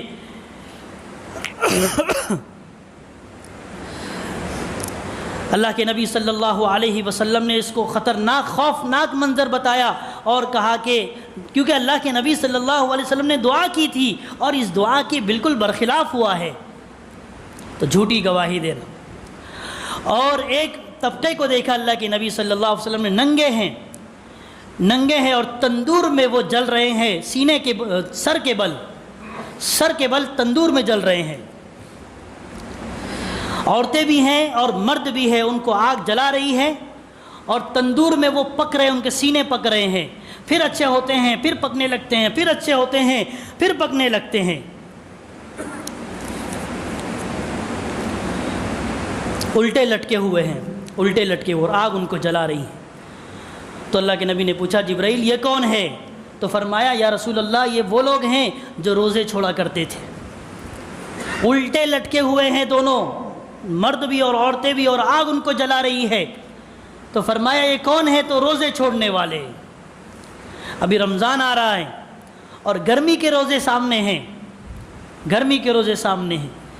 اور ہماری اللہ ہمیں معاف کرے کہ ذرا سی گرمی ہمیں برداشت نہیں ہوتی ہے اور ہم روزے چھوڑ دیتے ہیں۔ آج دنیا کی گرمی جو برداشت کرے گا، دنیا کے موسم کو جو برداشت کرے گا، کل اللہ پاک قیامت کی گرمی سے اسے بچائے گا۔ اس لیے ہمیں بزدل ہونے کی ضرورت نہیں ہے، بلکہ ہمت رکھنے کی ضرورت ہے، حضرت معاذ بن جبل رضی اللہ تعالیٰ عنہ کا جب وقت آیا تو انہوں نے فرمایا کہ اللہ مجھے زندگی بہت پسند تھی، مجھے زندگی اس لیے نہیں پسند تھی کہ مجھے زندگی میں رہ کر خوب مال کمانا تھا، دولت کمانا تھا، عیش کرنا تھا، بلکہ فرمایا مجھے اس لیے پسند تھی، میں یہ پسند کرتا تھا کہ جو ہے میں لمبی لمبی نمازیں پڑھوں، میں لمبے لمبے سجدے کروں، میں لمبی لمبی نمازیں تیرے سامنے پڑھ کر تیرے سامنے روؤں، اور میں گرمی کے موسم کے روزے رکھوں تاکہ تم اس سے راضی ہو جائے۔ اور یاد رکھیے روزہ ایسا عمل ہے کہ اللہ پاک نے فرمایا ہر عمل کا بدلہ جنت ہے، لیکن روزے کا بدلہ میں خود ہوں۔ اللہ نے فرمایا میں خود ہوں، الصوم لی وانا اجزا بہ، کہ روزہ میرے لیے ہے اور میں تمہارے لیے ہوں۔ لیکن آج رمضان بھی اور رمضان کے روزے بھی، کہ رمضان کی چند دن ہماری مسجدیں بھری ہوئی ہوتی ہیں، اس کے بعد مسجدیں نمازوں سے بھی خالی ہو جاتی ہیں، تراویح میں بھی جو ہے تعداد کم ہو جاتی ہیں، اور ذرا سے بہانے کی بنیاد پر ہمارے نوجوان قسم کے لوگ بھی روزہ چھوڑ دیتے ہیں۔ جنگ یمامہ ہے اور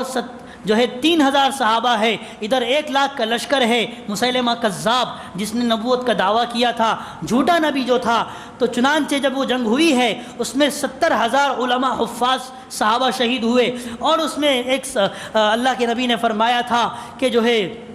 جب جھنڈا گرا ہے تو اس میں حضرت زید بن خطاب رضی اللہ تعالیٰ عنہ نے جھنڈا لیا، پھر وہ شہید ہوئے، حضرت سالم رضی اللہ عنہ آگے آئے، انہوں نے جھنڈا جو ہے تھاما، اس کے بعد وہ بھی جو ہے گر گئے، تو اس کے بعد حضرت حبیب آئے، انہوں نے جھنڈا تھاما۔ اب جب جنگ ختم ہو گئی تو ایک صحابی آئے اور جو ہے دیکھا کہ حبیب بھی شہید ہو گئے ہیں، زید بھی شہید ہو گئے ہیں، تو ان کے پاس آئے، حضرت سالم رضی اللہ تعالیٰ عنہ کے پاس پانی لے کر آئے اور کہا کہ دیکھو جنگ تو ختم ہو چکی ہے، یہ تھوڑا پانی پی لو۔ تو انہوں نے کیا کہا کہ دیکھو میں تو ابھی روزہ ہوں، اور اگر افطار تک میں زندہ رہا تو میں پانی پیوں گا، میرے ڈھال میں ڈال دو، اور اگر میں مر گیا تو انشاءاللہ افطار جنت میں جا کر کروں گا۔ لیکن پانی نہیں پیا انہوں نے، روزے کی حالت میں جنگ کی ہے۔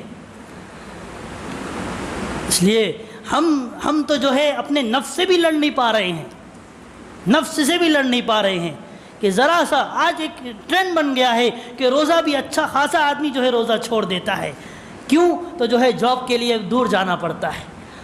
کام کے لیے دور جانا پڑتا ہے، اور بہت مشقت محنت کرنی پڑتی ہے، اس لیے روزے میں تکلیف ہوتی ہے، اس لیے روزہ چھوڑ دیتا ہے۔ علماء نے فرمایا جب تمہیں بھوک لگی، پیاس لگے اور تم روزہ رکھے ہوئے ہو، اور اس وقت دعا کرو، اللہ کے عرش میں ہلچل مچ جائے گی۔ بھوکے پیاسے ہو کر روزہ جو ہے اللہ کو پکارو، اللہ کی رحمت تمہارے پاس اتنی اسپیڈ سے آئے گی کہ اندازہ نہیں کر سکتے۔ اس لیے رمضان کے روزے آ رہے ہیں، اور خاص طور پہ اللہ پاک نے جہنم کا عذاب بتایا تو وہ ان لوگوں اس میں یہ لوگ بھی ہیں جو روزہ چھوڑنے والے ہیں۔ اس لیے میرے بھائیو بہت ڈرنے کی ضرورت ہے، بہت ڈرنے کی ضرورت ہے۔ یہ تو جہنم کے مناظر تھے، اور اس میں ہمیں سبق ملا کہ یہ کریں گے تو یہ گناہ کریں گے، یہ عذاب ہمارے لیے تیار کر کے رکھا ہوا ہے۔ یہ گناہ کریں گے، سود کھانے پر یہ گناہ، حرام کھانے پر یہ گناہ، اور اللہ کے فریضے روزے کو چھوڑنے پر یہ گناہ، اور یتیموں کا مال کھانے پر یہ گناہ، اور اسی طریقے سے غیبت کرنے پر بھی گناہ ہے، اور اسی طریقے سے اللہ کی نافرمانی پر یہ گناہ ہے۔ اس لیے اب ہم جب ہم نے سنا ہے، اللہ سے توفیق مانگنی چاہیے کہ اللہ اس کے بعد مجھے ان تمام گناہوں سے محفوظ فرما دے۔ پھر جنت کی سیر کی، جنت میں دیکھا کہ ایک لڑکی بہت خوبصورت ہے، چشمے پر وضو کر رہی ہے۔ تو اللہ کے نبی نے پوچھا بیٹی تم کون ہو؟ تو کہا کہ میں عمر بن خطاب کی بیوی ہوں، اور وہ حور تھی کہ میں عمر بن خطاب کے لیے بنائی گئی ہوں۔ پھر آگے چلے تو کیا دیکھتے ہیں کہ اللہ کے نبی کے سامنے جو حضرت بلال رضی اللہ تعالیٰ عنہ کی قدموں کی آہٹ اور ان کی آواز سنائی دے رہی ہے۔ جب اللہ کے نبی واپس آئے ہیں تو پوچھا بلال کیا بات ہے؟ جدھر میں دیکھتا تھا، جدھر میں چلتا تھا تمہاری قدموں کی آہٹ اور آواز آتی تھی، کیا عمل تمہارا ہے؟ تو فرمایا یا رسول اللہ جب بھی وضو کرتا تھا 2 رکعت نماز پڑھ لیتا تھا۔ تو اللہ پاک نے اس پر ان کو اتنا بڑا عمل، اتنا بڑا جو ہے انجام ان کا کیا ہے، اتنا بڑا ثواب عطا فرمایا ہے۔ اور فزیکلی بھی، اور اللہ پاک کل قیامت میں بھی اللہ پاک کل جو ہے اللہ کے نبی کی سواری کی نکیل اور لگام حضرت بلال رضی اللہ تعالیٰ عنہ کے ہاتھ میں دینے والا ہے۔ اور یہ بلال رضی اللہ تعالیٰ عنہ کو جو ملا ہے صرف 2 رکعت نماز پر نہیں ملا، بلکہ اس کے پیچھے بڑی قربانیاں ہیں کہ آپ کے سینے پر پتھر رکھے گئے، آپ کو جو ہے تپتی ہوئی ریت میں لٹایا گیا، آپ کو تھپڑ مارے گئے، آپ پر طرح طرح کے ظلم کیے گئے، اس کے بعد یہ انعام آپ کو ملا ہے۔ تو جنت کی سیر کرائی، جنت میں پھر اللہ کے نبی نے یہ چیزیں دیکھی۔ اس کے بعد اللہ کے نبی صلی اللہ علیہ وسلم عرش کی طرف بڑھے ہیں، اور عرش کی طرف بڑھنے کے بعد وَالنَّجْمِ إِذَا هَوَى مَا ضَلَّ صَاحِبُكُمْ وَمَا غَوَى وَمَا يَنطِقُ عَنِ الْهَوَى إِنْ هُوَ إِلَّا وَحْيٌ يُوحَى عَلَّمَهُ شَدِيدُ الْقُوَى ذُو مِرَّةٍ فَاسْتَوَى وَهُوَ بِالْأُفُقِ الْأَعْلَى ثُمَّ دَنَا فَتَدَلَّى فَكَانَ قَابَ قَوْسَيْنِ أَوْ أَدْنَى فَأَوْحَى إِلَىٰ عَبْدِهِ مَا أَوْحَى مَا كَذَبَ الْفُؤَادُ مَا رَأَىٰ۔ یہ سورہ نجم یہ اوپر کے حالات بیان کر رہی ہے، سورہ اسراء یہ نیچے کے حالات بیان کر رہی ہے۔ چنانچہ جب اللہ کے نبی گئے ہیں اور جب جو ہے سدرۃ المنتہا آیا ہے تو حضرت جبرائیل علیہ السلام فرمانے لگے یا رسول اللہ بارڈر آ گیا ہے، اب میں اس کے آگے نہیں جا سکتا، اب آپ ہی تشریف لے جائیں، اگر میں ایک قدم بھی آگے بڑھوں گا جل کر راکھ ہو جاؤں گا۔ جب ہمارے نبی آگے بڑھے ہیں، عرش کے قریب جا رہے ہیں، عرش کے قریب پہنچے تو عرش میں ہلچل مچ گئی کہ بڑی ہستی آ رہی ہے، بڑا انسان آ رہا ہے۔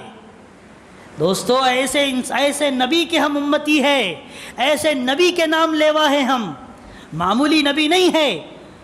اس لیے ہماری ذمہ داری بھی اتنی بڑی ہے اور ہماری پوچھ بھی اتنی بڑی ہونے والی ہے۔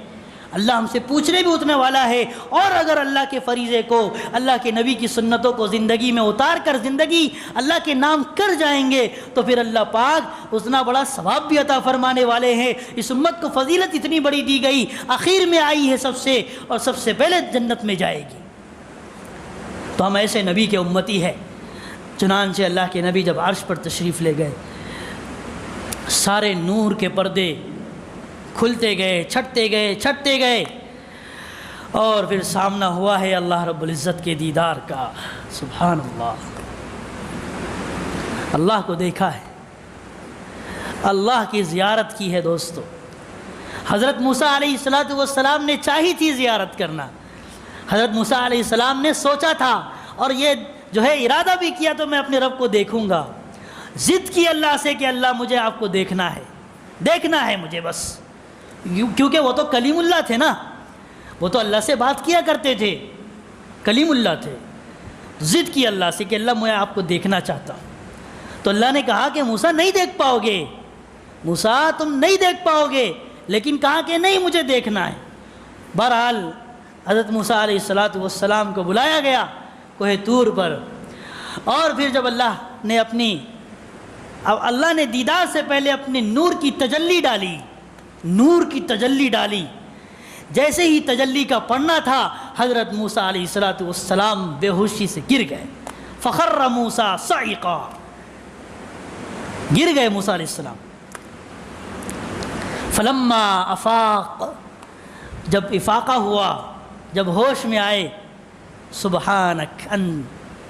تبت الیک وانا اول المؤمنین، اللہ آپ نے سچ فرمایا تھا کہ میں آپ کو نہیں دیکھ سکتا. اللہ سے معافی تلافی کی لیکن دیکھ نہیں پائے. لیکن ہمارا نبی ایسا عظیم الشان نبی ہے کہ جو صرف دنیا ہی میں نہیں دکھایا اللہ نے اپنے آپ کو، خواب میں نہیں دکھایا، بلکہ فیس ٹو فیس لائیو آج کی زبان میں ہمارے نبی نے اللہ کی ملاقات کی ہے. سورہ نجم بیان کرتی ہے کہ وَلَقَدْ رَآهُ نَزْلَةً أُخْرَى عِنْدَ سِدْرَةِ الْمُنْتَهَى عِنْدَهَا جَنَّةُ الْمَأْوَى إِذْ يَغْشَى السِّدْرَةَ مَا يَغْشَى مَا زَاغَ الْبَصَرُ وَمَا طَغَى لَقَدْ رَآ مِنْ آيَاتِ رَبِّهِ الْكُبْرَى. کہ پھر اللہ پاک اور نبی صلی اللہ علیہ وسلم کی جو باتیں ہوئی ہیں، جو گفتگو ہوئی ہے، بس وہ اللہ ہی کو معلوم ہے اور نبی کو معلوم ہے. ایک اللہ پاک نے ایک مثال دے کر سمجھایا ہے کہ ملاقات کیسی ہوئی.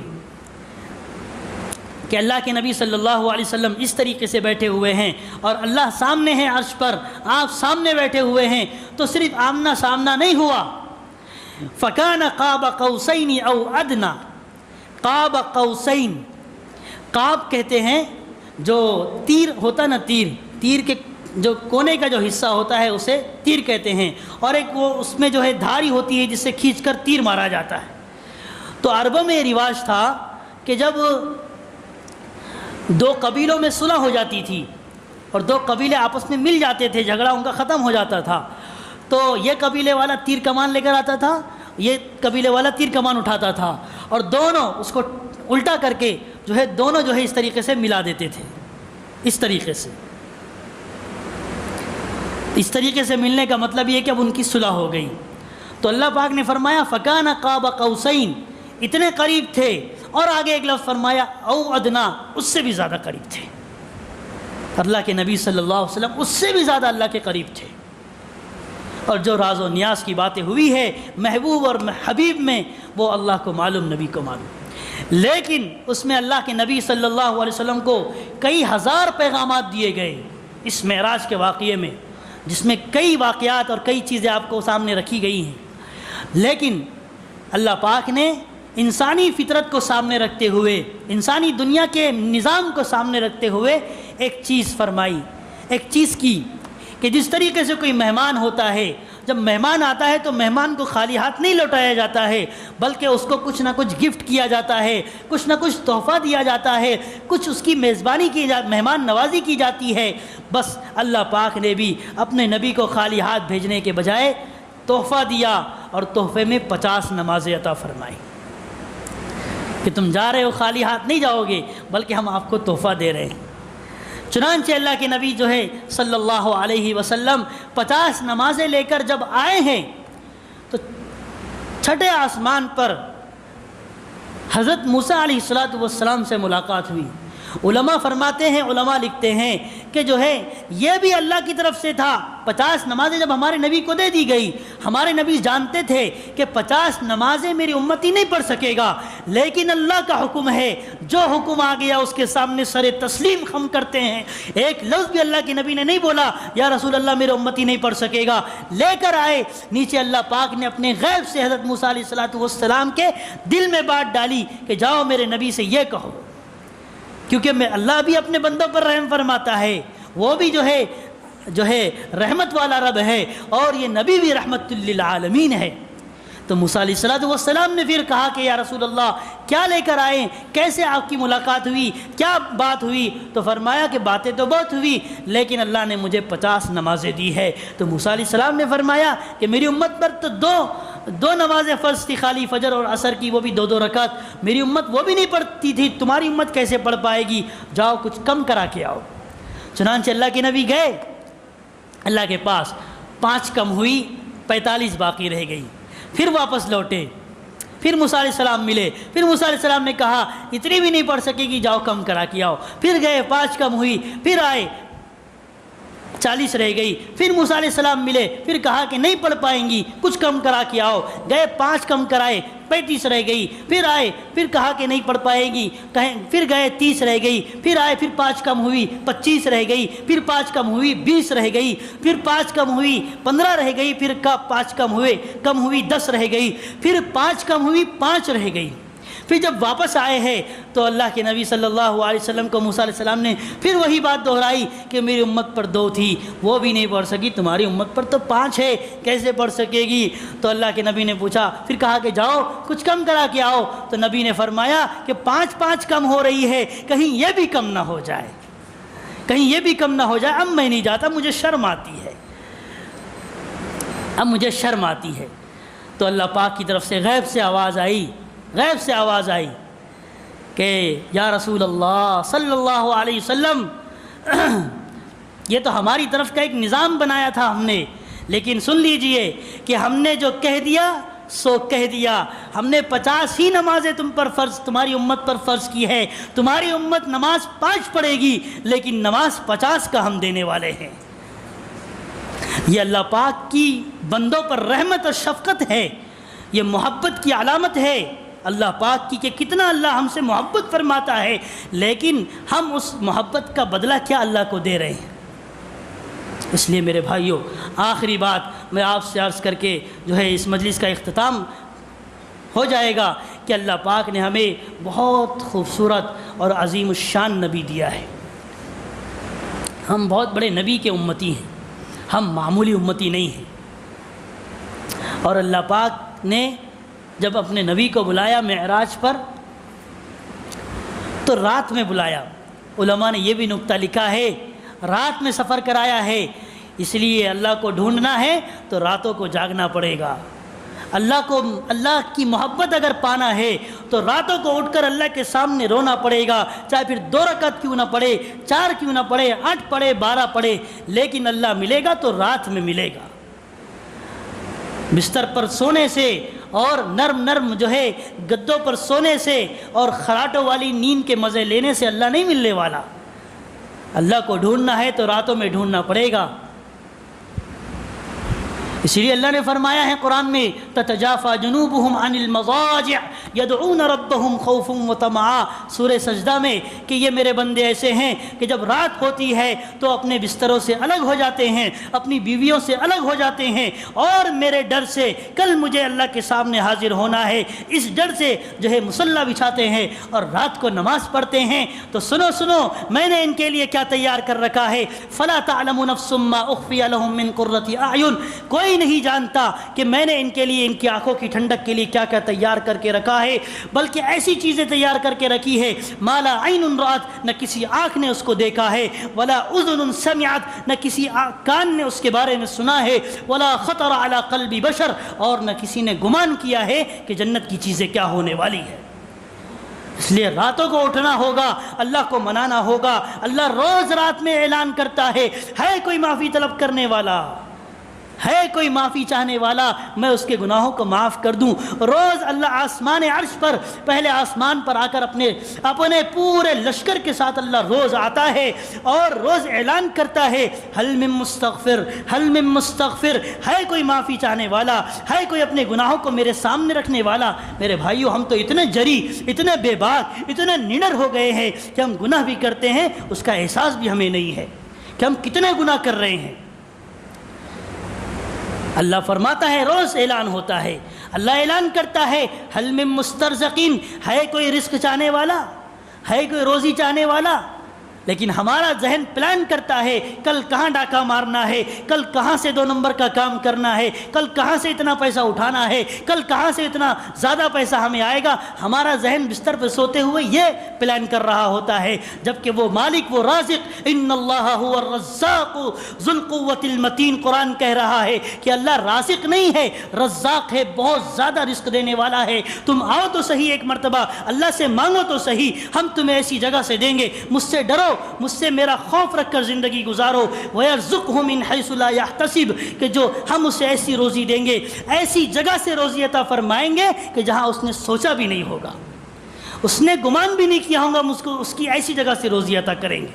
لیکن پہلے ہماری طرف آئے تو صحیح، ہمارا بنے تو صحیح، ہمارا غلام تو بنے۔ تو دنیا کا غلام ہے، تو لوگوں کا غلام ہے، تو جو ہے دنیا کے ماحول کا غلام ہے۔ ہم ایسے لوگوں کو نہیں دیتے۔ اللہ ہر روز اعلان کرتا ہے کوئی روزی چاہنے والا، اور جس کی سیلری بہت زیادہ ہے وہ بھی جو ہے اس بات میں، اس غرے میں ہوتا ہے، اس گھمنڈ میں ہوتا ہے، میری سیلری تو بہت ہے، مجھے مانگنے کی ضرورت نہیں ہے۔ نہیں مانگے گا، اللہ برکت کو چھین لے گا۔ 1 لاکھ ہو، 2 لاکھ ہو، 100 روپیے ہو، اللہ کی ضرورت ہے، اللہ کی مدد کی ضرورت بہرحال ہے اس میں۔ کوئی اللہ سے غنی، اللہ سے مستغنی نہیں ہو سکتا۔ ان اللہ یا ایھا الناس انتم الفقراء، اللہ نے صاف کہہ دیا، چاہے اپنے گھر کا کتنا بڑا کروڑ پتی ہو، لکھ پتی ہو، اور فرعون جیسا شداد جیسا مال رکھنے والا ہو، انتم الفقراء، تو میرے در کا بھکاری ہے۔ واللہ الغنی، اور اللہ بے نیاز ہے، اللہ کسی کا محتاج نہیں۔ اللہ کا ہر کوئی محتاج ہے، اللہ کسی کا محتاج نہیں۔ تو اللہ نے یہ سفر کرایا ہے معراج کا، رات میں کرایا، یہ سبق دیا کہ اگر راتوں کو جو ہے، اگر تمہیں جو ہے اللہ کو پانا ہے، اللہ کی محبت، زندگی میں برکت، زندگی میں سکون، تو پھر تمہیں راتوں کو اٹھ کر اللہ سے مانگنا ہوگا۔ راتیں تمہاری کہاں گزر رہی ہے؟ موبائل کے دیکھنے میں راتیں تمہاری کہاں گزر رہی ہے؟ اللہ کی نافرمانی میں اور فنکشنز میں، اور کہاں نہ جانے اللہ جو ہے اللہ کی عبادت، اللہ کے حکموں کو چھوڑ کر کہاں راتیں گزر رہی۔ اس لیے میرے بھائیوں، تیسری بات اور آخری بات کہ اللہ نے جب نبی کو بھیجا ہے، نبی جب واپس آئے ہیں، تحفہ لے کر آئے ہیں نماز کا تحفہ لے کر آئے، اور اللہ پاک نے فرمایا کہ 5 نمازیں پڑھیں گے 50 نمازوں کا ثواب دیں گے۔ اللہ کے نبی نے فرمایا جو نماز پڑھے گا ہم اس کی روزی میں برکت عطا کریں گے، ہم اس کی روزی میں برکت ڈال دیں گے۔ جو نماز پڑھے گا اس سے اللہ کے نبی کی آنکھوں کی ٹھنڈک ملے گی۔ جو نماز پڑھے گا کل قیامت میں حساب کا جب موقع ہوگا اس کا سارا حساب کتاب آسان کر دیا جائے گا، کیونکہ سب سے پہلا حساب کتاب نماز کا ہونا ہے۔ اس لیے میرے بھائیوں، جیسے آج شب معراج ہے، اور جیسے آج کی نماز میں کتنے لوگ ہمارے بھائی جو ہے آئے ہیں، مسجد بھر گئی، اور نیچے کا حصہ تنگ دامنی کا شکوہ کرنے لگا، ارے جاؤ میرے یہاں جگہ نہیں، اوپر کے حصے میں چلے جاؤ۔ ایسے میرے بھائیوں بزرگوں، ہمارا دین بس چند اوقات کا، چند شب کا، چند وقتوں کا، خاص موقعوں والا دین نہیں ہے، بلکہ ہمارا دین 24 گھنٹے کا دن ہے۔ 24 گھنٹے میں 5 وقت کی نمازیں فرض ہے، چاہے شب معراج ہو نہ ہو۔ آج کی نماز میں کتنے مصلی تھے، کتنے نماز پڑھنے والے تھے، کل کی عشاء میں کیوں نہیں تھے؟ کیا کل کی عشاء فرض نہیں تھی؟ کیا آج کی عشاء فرض تھی؟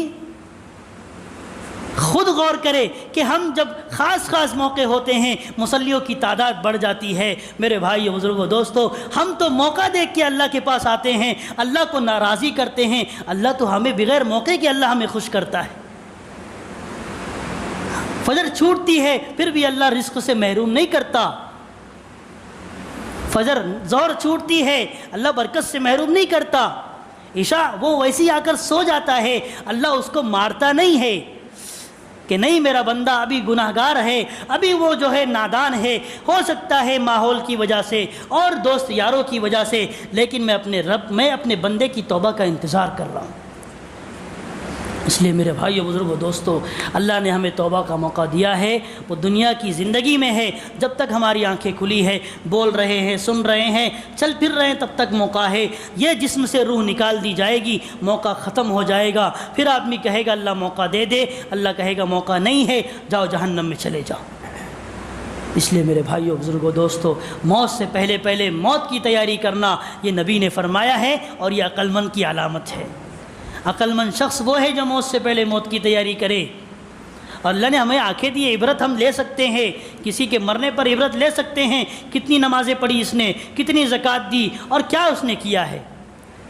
اس لیے اللہ نے ہمیں آنکھیں دی ہے عبرت لینے کے لیے، دماغ دیا ہے سوچنے کے لیے۔ ہم سوچیں اللہ کو راضی کر رہے ہیں یا نہیں کر رہے ہیں، نمازیں پڑھ رہے کہ نہیں پڑھ رہے ہیں، 5 وقت کی نماز ہے، ہم کتنی نمازیں پڑھتے ہیں، چاہے جاب ہو چاہے کچھ بھی ہو، ہزار جاب، 1000 کروڑ روپے کا جاب میری نماز کے سامنے کچھ نہیں ہے، 1000 میٹنگز میری نماز کے سامنے کچھ نہیں ہے، اور ہزاروں جو ہے ڈیلنگز میری نماز کے سامنے کچھ نہیں ہے۔ نماز آ گئی، نماز کا وقت ہو گیا، اب میں اپنے رب کے سامنے جھکوں گا۔ حضرت حسین رضی اللہ تعالیٰ عنہ نے یہ پیغام دیا ہے، کربلا کا موقع ہے اور سامنے دشمن ہے اور وہ تلواریں لے کر کھڑا ہوا ہے، سر پر کھڑا ہوا ہے۔ حضرت حسین فرماتے ہیں اپنے ایک صحابی سے، دوست سے، کہ جاؤ شمر سے کہہ دو کہ وہ نماز پڑھنے کا موقع دے۔ تو شمر سے جا کر کہا انہوں نے کہ ہمیں نماز پڑھنا ہے، حسین نماز پڑھنا چاہتے ہیں۔ تو اس دشمن نے کہا ہم نماز پڑھنے کا موقع نہیں دیں گے۔ پھر انہوں نے فرمایا ٹھیک ہے مت دو۔ پھر حکم دیا، امام حسین رضی اللہ عنہ نے ہم سب لوگوں کو سبق دیا کہ اب کچھ لوگ جنگ کریں گے، کچھ لوگ نماز پڑھیں گے۔ کچھ لوگوں نے جنگ کی ہے، کچھ لوگوں نے نماز پڑھی ہے، اور نماز پڑھنے کے بعد آپ کا سر تن سے جدا کر دیا گیا۔ ایسے موقع پر بھی نماز نہیں چھوڑی انہوں نے۔ جنگ کا موقع ہے، زیر خنجر بھی یہ پیغام سنایا ہم نے، زیر خنجر بھی یہ پیغام سنایا ہم نے کہ اللہ کو ہم نے جو ہے خنجر کے نیچے رہتے ہوئے بھی راضی کیا ہے۔ تم تو جو ہے اے سی کے روم میں بیٹھے ہوئے ہو، تم تو جو ہے عالی شان مکانات میں بیٹھے ہوئے ہو، پھر بھی تم اللہ کو راضی نہیں کرتے۔ پھر بھی مؤذن پکارتا ہے اللہ اکبر اللہ اکبر، اور وہ یہ کہہ رہا ہے حی علی الصلاۃ حی علی الفلاح، ارے مسلمانوں آؤ نماز کی طرف، ارے مسلمانوں آؤ کامیابی کی طرف۔ تمہاری کامیابی نماز کے وقت اے سی کے روم میں بیٹھنا نہیں ہے، تمہاری کامیابی مؤذن نے آواز دی، تمہاری کامیابی یہاں باجماعت نماز پڑھنا ہے۔ حی علی الفلاح، آؤ کامیابی کی طرف، یہ مطلب ہے حی علی الفلاح کا، آؤ کامیابی کی طرف۔ اللہ کی بات جھوٹ ہو سکتی ہے، نبی کی بات جھوٹ ہو سکتی ہے، کان غلط جو ہے سن سکتا ہے، آنکھیں غلط دیکھ سکتی ہے، آدمی کی عقل جو ہے غلط استعمال کر سکتی ہے، لیکن اللہ اس کے رسول کی بات کبھی جھوٹ نہیں ہو سکتی۔ اس لیے سب ارادہ کریں، عہد کریں، انشاءاللہ آج سے ہم نمازوں کی پابندی کریں گے۔ یہ شب معراج یہ ہمیں یہی پیغام دیتی ہے کہ امت کے مسلمانوں نمازی بن جاؤ، 100% نمازی درکار ہے۔ آج اللہ کی رحمتیں ہم سے دور اس لیے ہیں کہ ہم نے اللہ کے فریضے کو جو ہے دوسرے نمبر پر رکھا، اپنے کاروبار اپنے بیوی بچوں کو پہلے نمبر پر رکھا۔ پرائیورٹی ہم نے جو ہے کاروبار کو دی، جاب کو دی، اپنی چاہتوں کو دی، اللہ کی مرضی کو دوسرے پر۔ موقع ملا تو کریں گے، نہیں موقع ملا تو چھوڑ دیا۔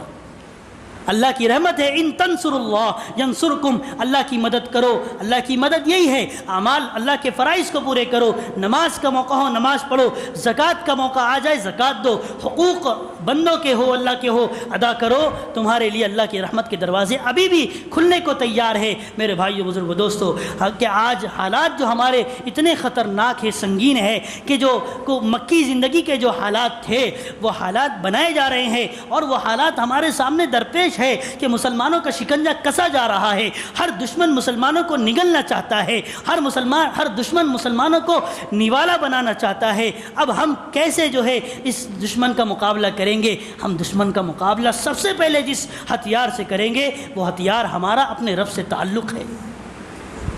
وہ ہتھیار ہمارا اپنے رب سے تعلق ہے، اپنے نبی کی سنتوں پر عمل ہے، نمازوں کی پابندی ہے، حقوق کی پابندی ہے، اور اپنے رشتہ داروں کو ساتھ اچھا سلوک کرنا ہے، اور اپنی پوری زندگی کو دین پر لانا ہے۔ یہی سب سے بڑا ہتھیار ہے۔ اگر ایک مومن ہے تلوار لے کر نکلا، نماز کا پابند نہ روزے کا پابند، اللہ کا کوئی حکم اس کے سامنے جو ہے اس کی زندگی میں نہیں ہے، وہ کامیاب نہیں ہو سکتا۔ لیکن وہی صحابہ کہ جو ہے 300 صحابہ 313 صحابہ ہے، 1000 کا لشکر ہے، ان کے زندگی میں دین تھا، وہ نماز کے پابند تھے، وہ جو ہے اللہ کے دین پر چلنے کے پابند تھے، انہوں نے ٹکر کر کے دکھائی ہے، اللہ نے کامیاب کر کے دکھایا ہے۔ 313 نے ہزاروں کو جو ہے مار بھگایا، لیکن آج مسلمان، نبی نے فرمایا کہ ایک موقع آئے گا آخری زمانے میں کہ جو ہے مسلمان بہت ہوں گے لیکن کچلے جا رہے ہوں گے، مارے جا رہے ہوں گے، ان کو ہر کوئی نوالا بنانے کی جو ہے چکر میں ہوگا۔ تو جو ہے صحابہ نے پوچھا یا رسول اللہ کیا وہ تعداد میں کم ہوں گے؟ تعداد میں کم ہوں گے؟ فرمایا نہیں، تعداد میں تم سے زیادہ ہوں گے، لیکن وہی کہ ان کے اندر بزدلی ہوگی، موت سے نفرت، موت سے وہ ڈرنے والے ہوں گے، زندگی کو اپنی گلے سے لگانے والے ہوں گے، ان کے دل میں دنیا کی محبت ہوگی اور آخرت کی فکر ختم ہو چکی ہوگی۔ تو پھر ایسی صورت میں اللہ پاک ان پر عذاب نازل فرمائے۔ اس لیے میرے بھائیو، یہ بیٹھنا، یہ جمع ہونا اس لیے ہے کہ تاکہ ہماری زندگی بدل جائے، اور اللہ پاک جو ہے گناہوں کو نہیں دیکھتا کہ پچھلی زندگی میں کیا کیا ہے۔ اگر جو ہے آسمان سے لے کر زمین سے لے کر آسمان تک کے بھی گناہ ہے، لیکن کوئی بندہ اگر سچے دل سے کہے اللہ مجھے معاف کر دے، اللہ معاف کر دیتا ہے،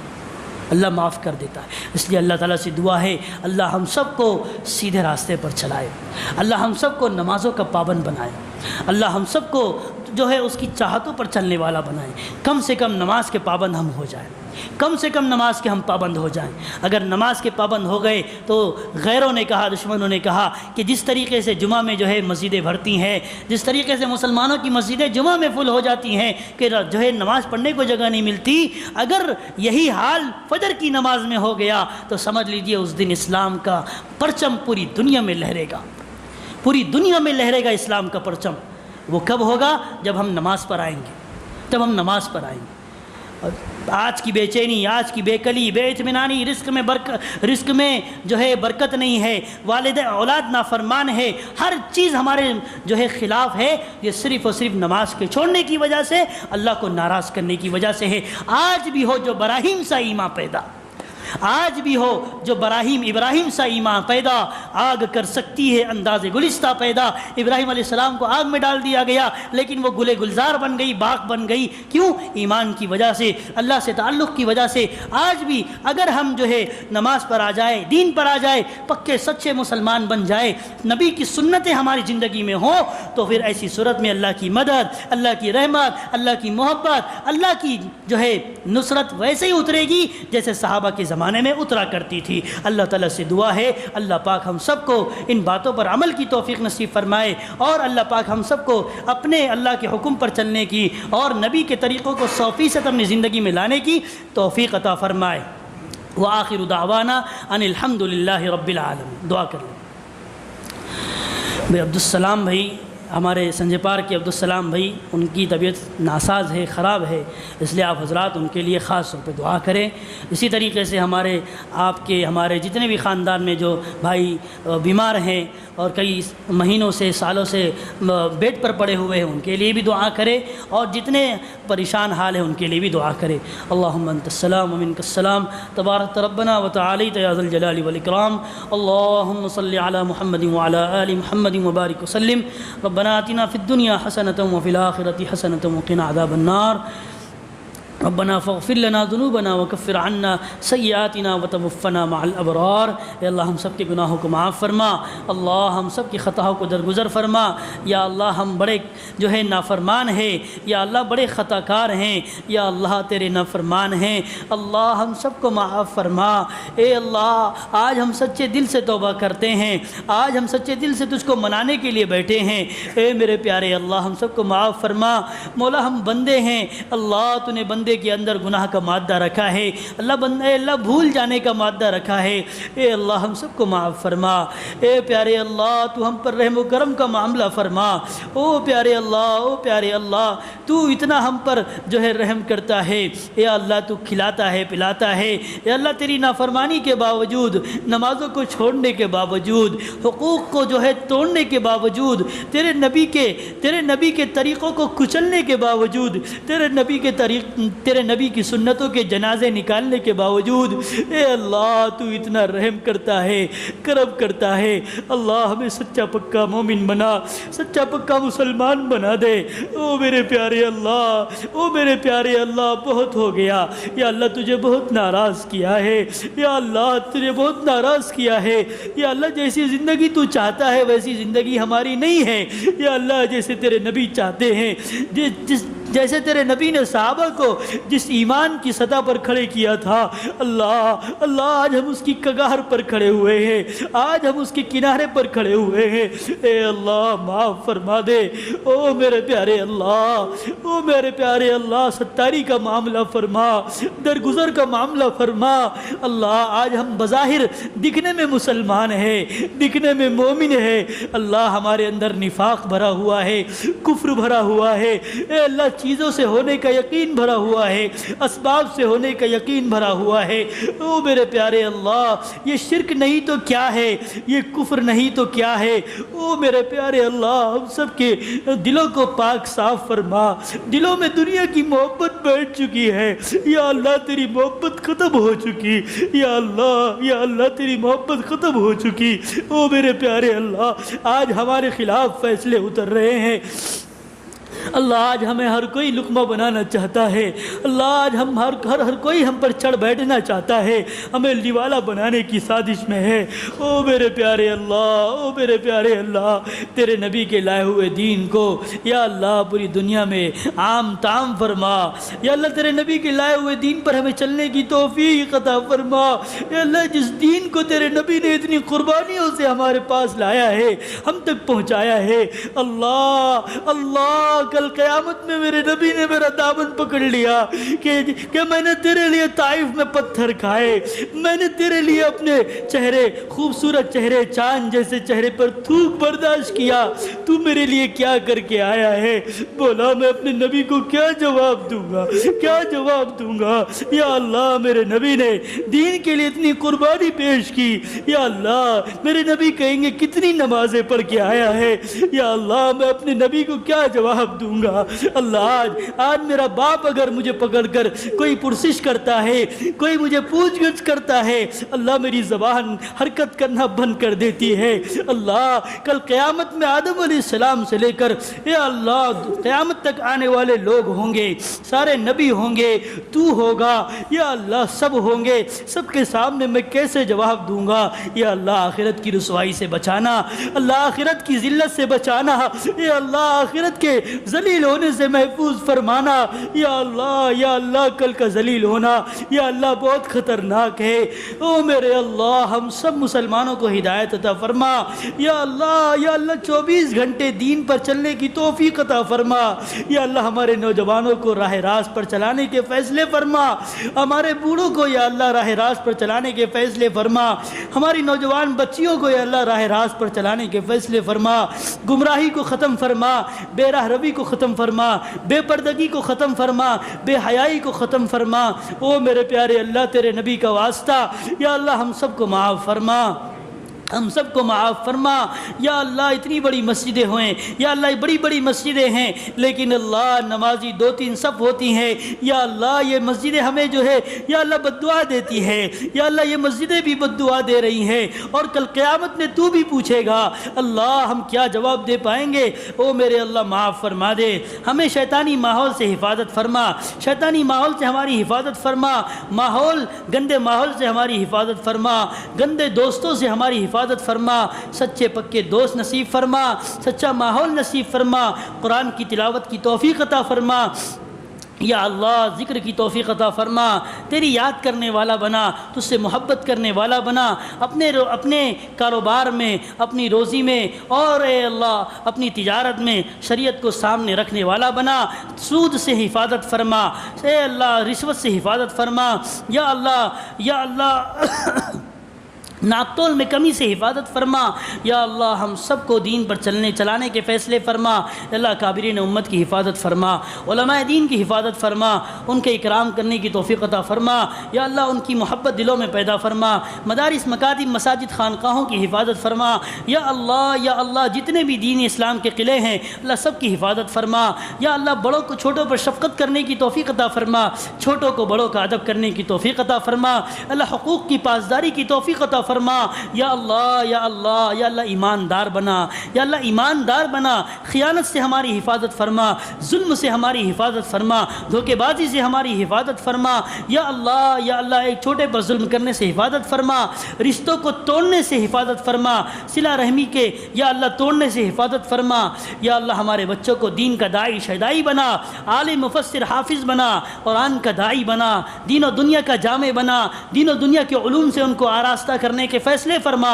ہماری روزی میں برکت عطا فرما، یا اللہ ہمیں نمازوں کی پابندی کی توفیق عطا فرما، ہمارے بچوں کو سلطان صلاح الدین ایوبی بنا، خالد بن ولید بنا، یا اللہ جتنے بھی جرنیل صحابہ گزرے ہیں اللہ ان سب کی صفات انہیں منتقل فرما، ہماری بچیوں کو فاطمۃ الزہرا والی صفات نصیب فرما، یا اللہ عائشہ صدیقہ والی صفات نصیب فرما، یا اللہ بے پردگی سے حفاظت فرما، یا اللہ حیا والا ماحول پیدا فرما، یا اللہ ہم سب کو ایک دوسرے سے محبت کرنے والا بنا، دلوں میں یا اللہ موجود حسد کو یا اللہ بغض کو عداوت کو ختم فرما، ایک دوسرے سے میل ملاپ کرنے کی توفیق عطا فرما، محبت عام فرما، نفرت ختم فرما، محبت عام فرما، نفرت ختم فرما، محبت عام فرما، نفرت ختم فرما، بھائی بھائیوں میں محبت پیدا فرما، بھائی بھائی میں محبت پیدا فرما، بھائی بھائی میں محبت پیدا فرما، ماں باپ کی عزت کی توفیق عطا فرما، ماں باپ کی خدمت کی توفیق عطا فرما، یا اللہ امت کے بیماروں پر یا اللہ رحم فرما، امت کے بیماروں کو شفا یابی عطا فرما، امت کے بیماروں کی شفا یابی عطا فرما، یا اللہ خاص طور پہ عبدالسلام بھائی کی یا اللہ ان کی صحت یابی کے فیصلے فرما، ان کو شفائے کلی عطا فرما، اور امت مسلمہ کے جتنے بیمار ہیں جتنے مریض ہیں اللہ سب کو شفائے کلی عطا فرما، یا اللہ امت کے مقروضین کی غیب سے ان کے قرضوں کی غیب سے شکل صورتیں پیدا فرما، ان کی مدد فرما، امت مسلمہ کے یا اللہ غریبوں کی مدد فرما، امت مسلمہ کے یتیموں کی مدد فرما، امت مسلمہ کے مظلوموں کی مدد فرما، یا اللہ دشمنان اسلام کی یا اللہ دشمنان اسلام سے اسلام اور مسلمانوں کی حفاظت فرما، یا اللہ ان کی سازشوں کو ناکام فرما، ان کے منصوبوں کو ناکام فرما، واللہ خیر الماکرین، اللہ تو بڑی سازش بڑی تدبیر کرنے والا ہے، ومکروا ومکر اللہ واللہ خیر الماکرین، اللہ تو بڑی تدبیر کرنے والا ہے، تیری تدبیر سب پر غالب آنے والی ہے، اللہ ہم سب کو دینداری عطا فرما، حرمین شریفین کی حفاظت فرما، مسجد اقصی کی آزادی کے فیصلے فرما، یا اللہ دشمنان اسلام کو نیست نابود فرما، ان کی زندگی میں ہدایت ہے تو ہدایت دینے کے فیصلے فرما، اگر اللہ ہدایت نہ ہو تو اللہ اس صفحہ ہستی سے مٹانے کے فیصلے فرما، ہمارے والدین کی مغفرت فرما، ہمارے والدین کا سایہ ہم پر دراز فرما، ان کی بیماریوں کو دور فرما، ان کی خدمت کی ہمیں توفیق عطا فرما، یا اللہ اس بستی میں اللہ دینداری کی ہوائے عام فرما، بے دینی کو ختم فرما، بے راہ روی کو ختم فرما، گمراہیوں کو ختم فرما، یا اللہ نمازوں کا پابند بنا، یا اللہ ذکر و اذکار کا پابند بنا، قرآن کی تلاوت کا پابند بنا، یا اللہ دین پر چلنے والا بنا، اللہ ہم سب کی دعاؤں کو یا اللہ جو مانگا ہے وہ بھی عطا فرما، جو مانگنے سے رہ گیا اللہ تو خوب جانتا ہے، شان عطا فرما، اللہ ہماری دعاؤں کو اپنے فضل و کرم سے اور پیارے نبی صلی اللہ علیہ وسلم کے صدقے طفیل میں قبول فرما۔ ان اللہ و ملائکتہ یصلون علی النبی یا ایھا الذین آمنوا صلوا علیہ وسلموا تسلیما۔ اللهم صل على محمد وعلى آل محمد كما صليت على إبراهيم وعلى آل إبراهيم إنك حميد مجيد اللهم بارك على محمد وعلى آل محمد كما باركت على إبراهيم وعلى آل إبراهيم إنك حميد مجيد